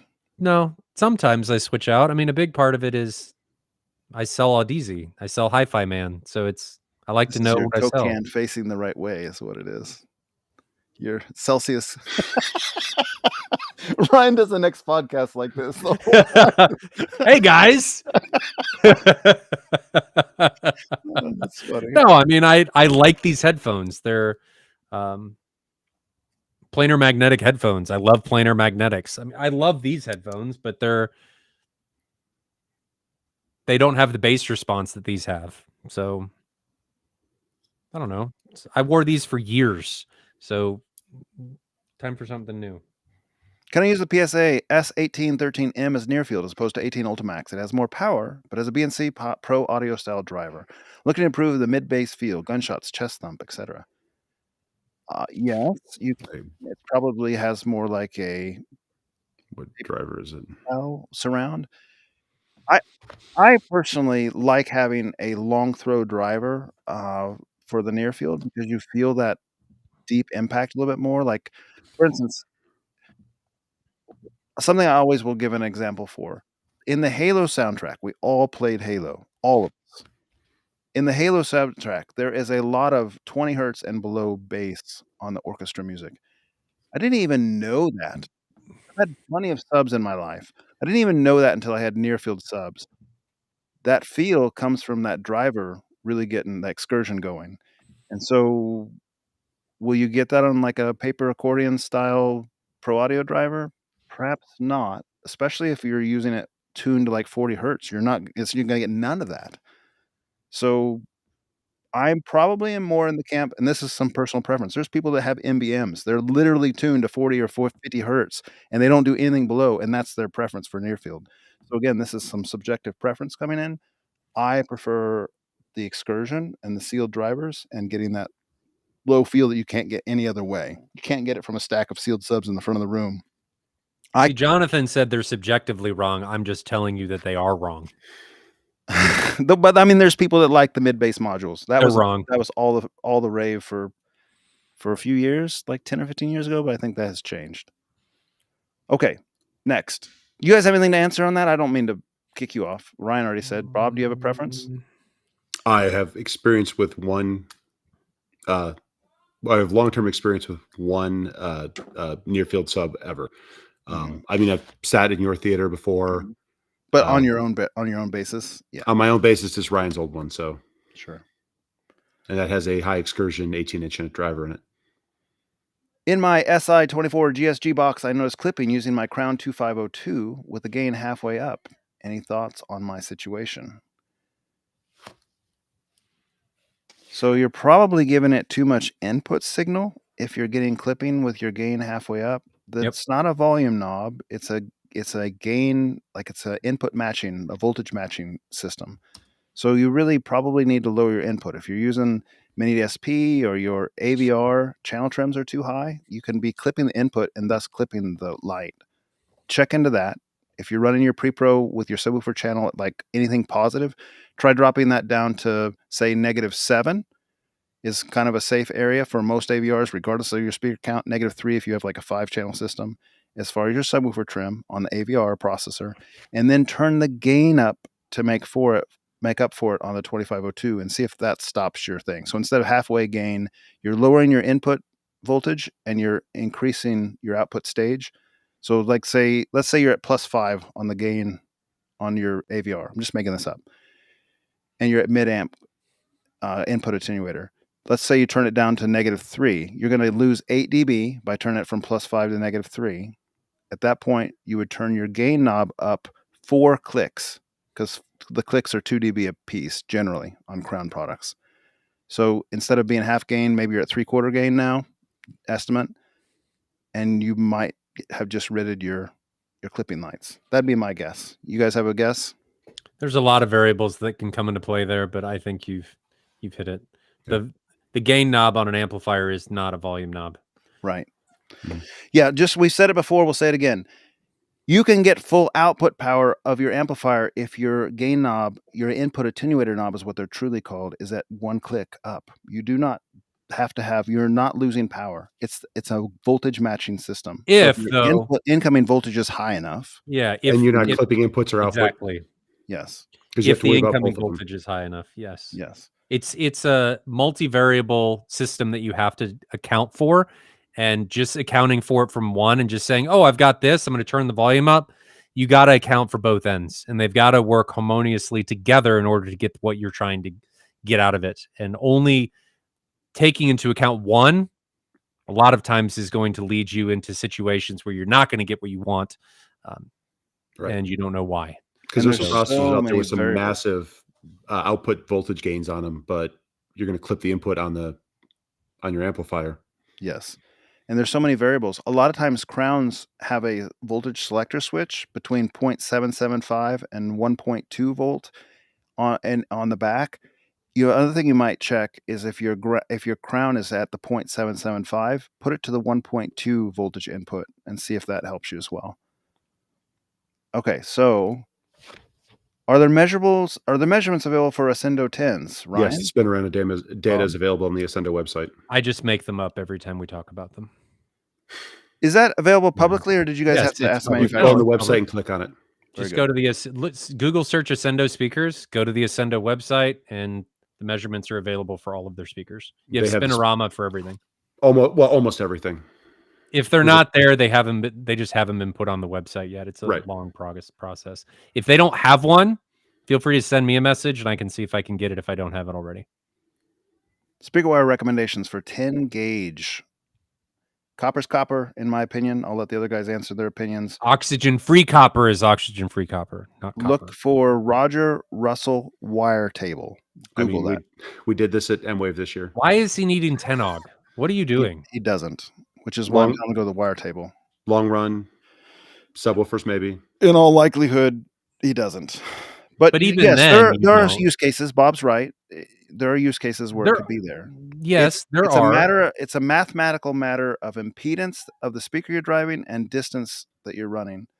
And if it's as well for a speaker too, I mean, if you are running a non-subwoofer at extremely long gains, the better behavior speaker is, the less it's going to matter. The worse behavior speaker is, the more it will, or the less it will. The better behavior speaker is, as far as a flatter impedance curve, the less it will matter about additional impedance in the wire. But if you won't create as much frequency dependent variation. If your speakers are higher impedance, like 8 ohm. If your speakers are also higher impedance, then it will also matter less also. You can get just away use with coat hangers. Smaller wire.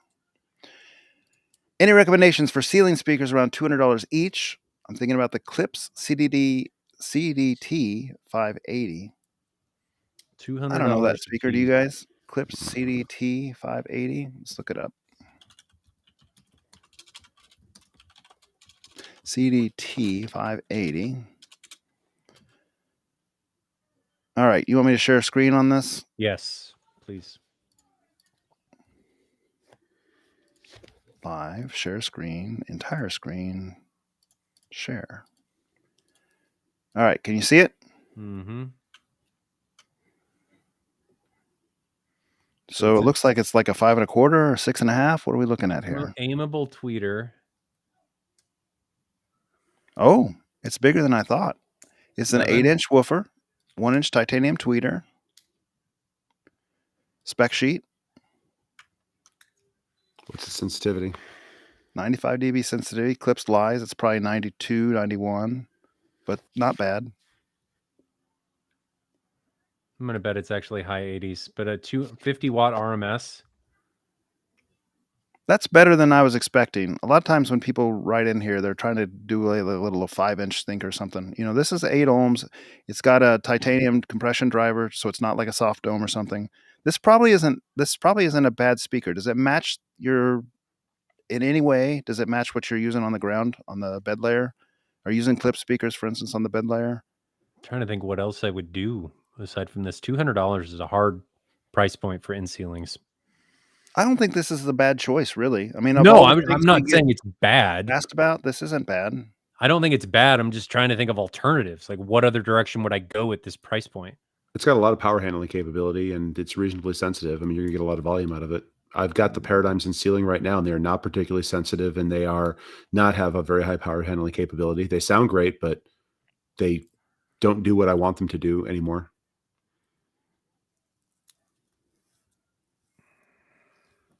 Is there any box speaker that you guys would do for $200 and put on the ceiling? No, but we talked a little bit. I mean, another competitor to this, couple $100, the SR. This is one that Tim's thinking about getting, and I'm trying to talk him out of it, frankly. But I don't. In the end of the scheme, it's probably competitive what we're talking about here. This is something else that you could mount on the ceiling and aim at your main listening position. He's using Klipsch RP series. If that's the case, get the Klipsch. Yeah. This is just another option. But if you're using Klipsch already, go for it. But the SR, the Q-Sys doesn't have the Behringer yellow sticker, so it is already inferior. That's not a bad choice. We're all in agreement, I think. Yeah, I think that's fine. Okay. You're going to be hard pressed to find an alternative for that price point, especially one that matches your already existing Klipsch. So here we go. Should rear far field subs be set a little lower than the front subs, or should all subs be level matched the same? It's going to depend on your crossover point. If you can hear it or not. If you can't hear a difference, then just gain match them. Even then, it's going to depend upon how you're integrating the multiple subs together. It depends on distance. It depends on EQ. It depends on there's so many variables that come into this. You don't want to be able to locate it. Right. And if you can't locate it, then yeah, just gain match. Gain match is a lot of times recommended because your subs will all reach their performance limitations at the same time. The problem with gain matching, that means that you're making them all the same on the gain knobs or the input attenuator knobs. The problem with that is that the closest ones will inevitably be louder than the others, and that leads to localization. If you can't hear localization, then do gain matching. And if you can, do then level matching, which would make it so you can't localize, and they will not run out of headroom at the same time. With level matching, one of them will run out of headroom before the other. I think level matching works fine in most use cases, especially if you have quite a few subs. Gain matching would be if you don't have as many subs and you're using a low crossover point and you can't localize them. To be clear, you're talking about level matching from the main listening position or taking an average across all of your listening positions. Yes. Spot on. I agree. Yeah. What do you guys think about the fact that mastering for audio and cinema is cut off at 25 hertz? That threw me for a curveball, but Matt Pose told me this directly. Makes sense. It's not universally cut off at 25 hertz, though. Sometimes it's higher. It's studio to studio and sound designer to sound designer. A lot of times it is 25, 30, 35. There's a roll-off filter put in, but not universally. But Jonathan, why would they do such a thing? Because the pro audio subs at local retail cinema can't handle it, and they don't want to make bad noises. And most people's sound bars and home speakers will get damaged by infrasonic sound. Well, and you know how much power they would need to get into the infrasonic realm? I mean, it's for those big spaces, it's not possible. And they don't even really want to, because the longer the No. wavelength, the more it annoys the theater next door. when it's Yes. happening, and they And want to kind of you're potentially increasing the potential to find vibrations in rooms that are now a detracting experience from everybody that's viewing it. It takes exponentially more power. The drivers start to get insane. Things get way more expensive, and most people don't care. Frankly, my wife was in a theater and we had some guests over and we were doing a Top Gun demo, and she looked at me and goes, "This is too much." And her hair was going like this from the low frequencies because the 50 is like 3 feet behind her and it's going whoa, whoa, whoa, whoa, whoa. And it's only doing infrasonic, and a lot of people don't want to deal with that if it's not done correctly. Now that was before we did I had it in super hot heavy demo mode, so it wasn't really enjoyable. She was right, but I'm just using that as an example that it opens up a whole nother can of worms that most people don't want to deal with. Yeah, all true. Good response. Next, is there a way to turn on off the Behringer NX6000D amp using a 12-volt trigger? Yes, there is. I did a do-it-yourself trigger. You can look up how to do that on AVS forum by a poster named NOTNYT. Phoenix And Blood. the other one that you can do is you can buy what's the name of this thing? 12 volt. You can buy them on Amazon. 12 volt power trigger. I'm trying to get the name of it. They're like $30, and you use a 12 volt power trigger and it just power cycles it. You can get some sequencing power strips and stuff that have that built into. Absolutely. You can also use Wi-Fi switches. Yes, absolutely. And those are super cheap. That might even be are. the cheapest answer right now. Yep. I don't even see where that thing is. But if you type, you'll find them if you just follow this path. Just type in 12 volt, 120 AC trigger. You'll find all kinds of do-it-yourself relays. You'll find some of the commercial relays. There is one on Amazon that's like $30. And then the 12, like the little things that he's talking about, Alexa or Google Home type controlled ones are cheap too. Yep. Lots of options there. Okay, back to all comments. We're done with the star ones. Did you guys have anything else to add? Are we getting close to the We're done. meeting? We're done. Are we going to do this stream next weekend? Is that the holiday for Thanksgiving? It is No. in that time frame, right? It's not. No, 23rd next it's weekend. the week after. Hmm. But my open house is on Saturday. Correct. Kevin Orr speaks to the gentleman who was asking about the CDT 5800. He said he bought them and installed them and likes them. So there you go. Nice to have that confirmation. Mm-hmm. Mm-hmm. Anybody got anything else? Jonathan looked like he did. No, I think somebody would like the idea of the Wi-Fi switches in the chat. Oops, sorry, said. Yep. I used those for a long time. They worked really well. They just kill power to the amps, and the Pro amps have no problem dealing with that. So perfectly viable solution. Yeah, and just for reference, if you're worried about that damaging the amps, I've been doing that on my iNuke DSP 6000s, which are the previous generation of the NX 6000 for almost 10 years. No problems. They don't care. They're made for it. And I actually was worried about Crowns because Crowns are a little bit more upscale amp and they have like a full operating system and so forth. So I asked Crown if I could do the same thing with the Crown 8300Ns that I own that are running my highs, all my speakers. And they said it won't hurt them either. Like I talked to Crown Technical Support. So the Pro amps are all good for cutting power because they have to be. Like if you're at a gig and the power fails because you're overloading it, they can't have the amp fail. And you have to turn them on and off constantly. Yep. I got nothing. Could we please post our 20K bills? We'll put that in the description of the video. How about that? That's more work that I have to do. Mine's just copy paste.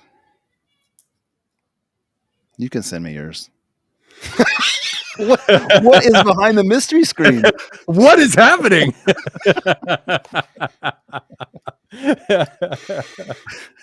It's trying to be nice. It's trying to be nice. 2 hours. I don't have anything else. Let's call it a night. Thanks, fellas. We got my open house next weekend. Do we want to stream on Friday? We should stream your open house a little bit if we could. Could we live stream that a little bit? or no? Probably. Any microphone you have is going to clip. Oh yeah. No, the measurement mic won't. We were clipping the measurement microphone on Friday. I don't have to run it that hot. Good Lord. You're going to be having people over there for a demo and you're not going to run it that hot? No. It's clipping. I can just turn down the gain on the... Yes, I know. Well, I don't know. You were hitting what, 135 dB at 50 hertz on that one track? That's not... My calibrator isn't here yet. So I got to wait for the other mics to come. I've got a actual calibrator for those microphones so we can get them to be truly SPL meters. Yeah, we can do that potentially on Saturday. There's 30 people RSVP'd, so I don't know what timing is going to be like, but we'll see. We'll talk about it, I guess. We don't need an answer now. All right. But thanks for joining, guys. Thanks for the conversation. People can continue to hate me about my opinion of Valerian. And we will either have a stream on Friday or during the open house on Saturday. So that's all I got. You guys got anything? Nope. Okay. Stay safe out there.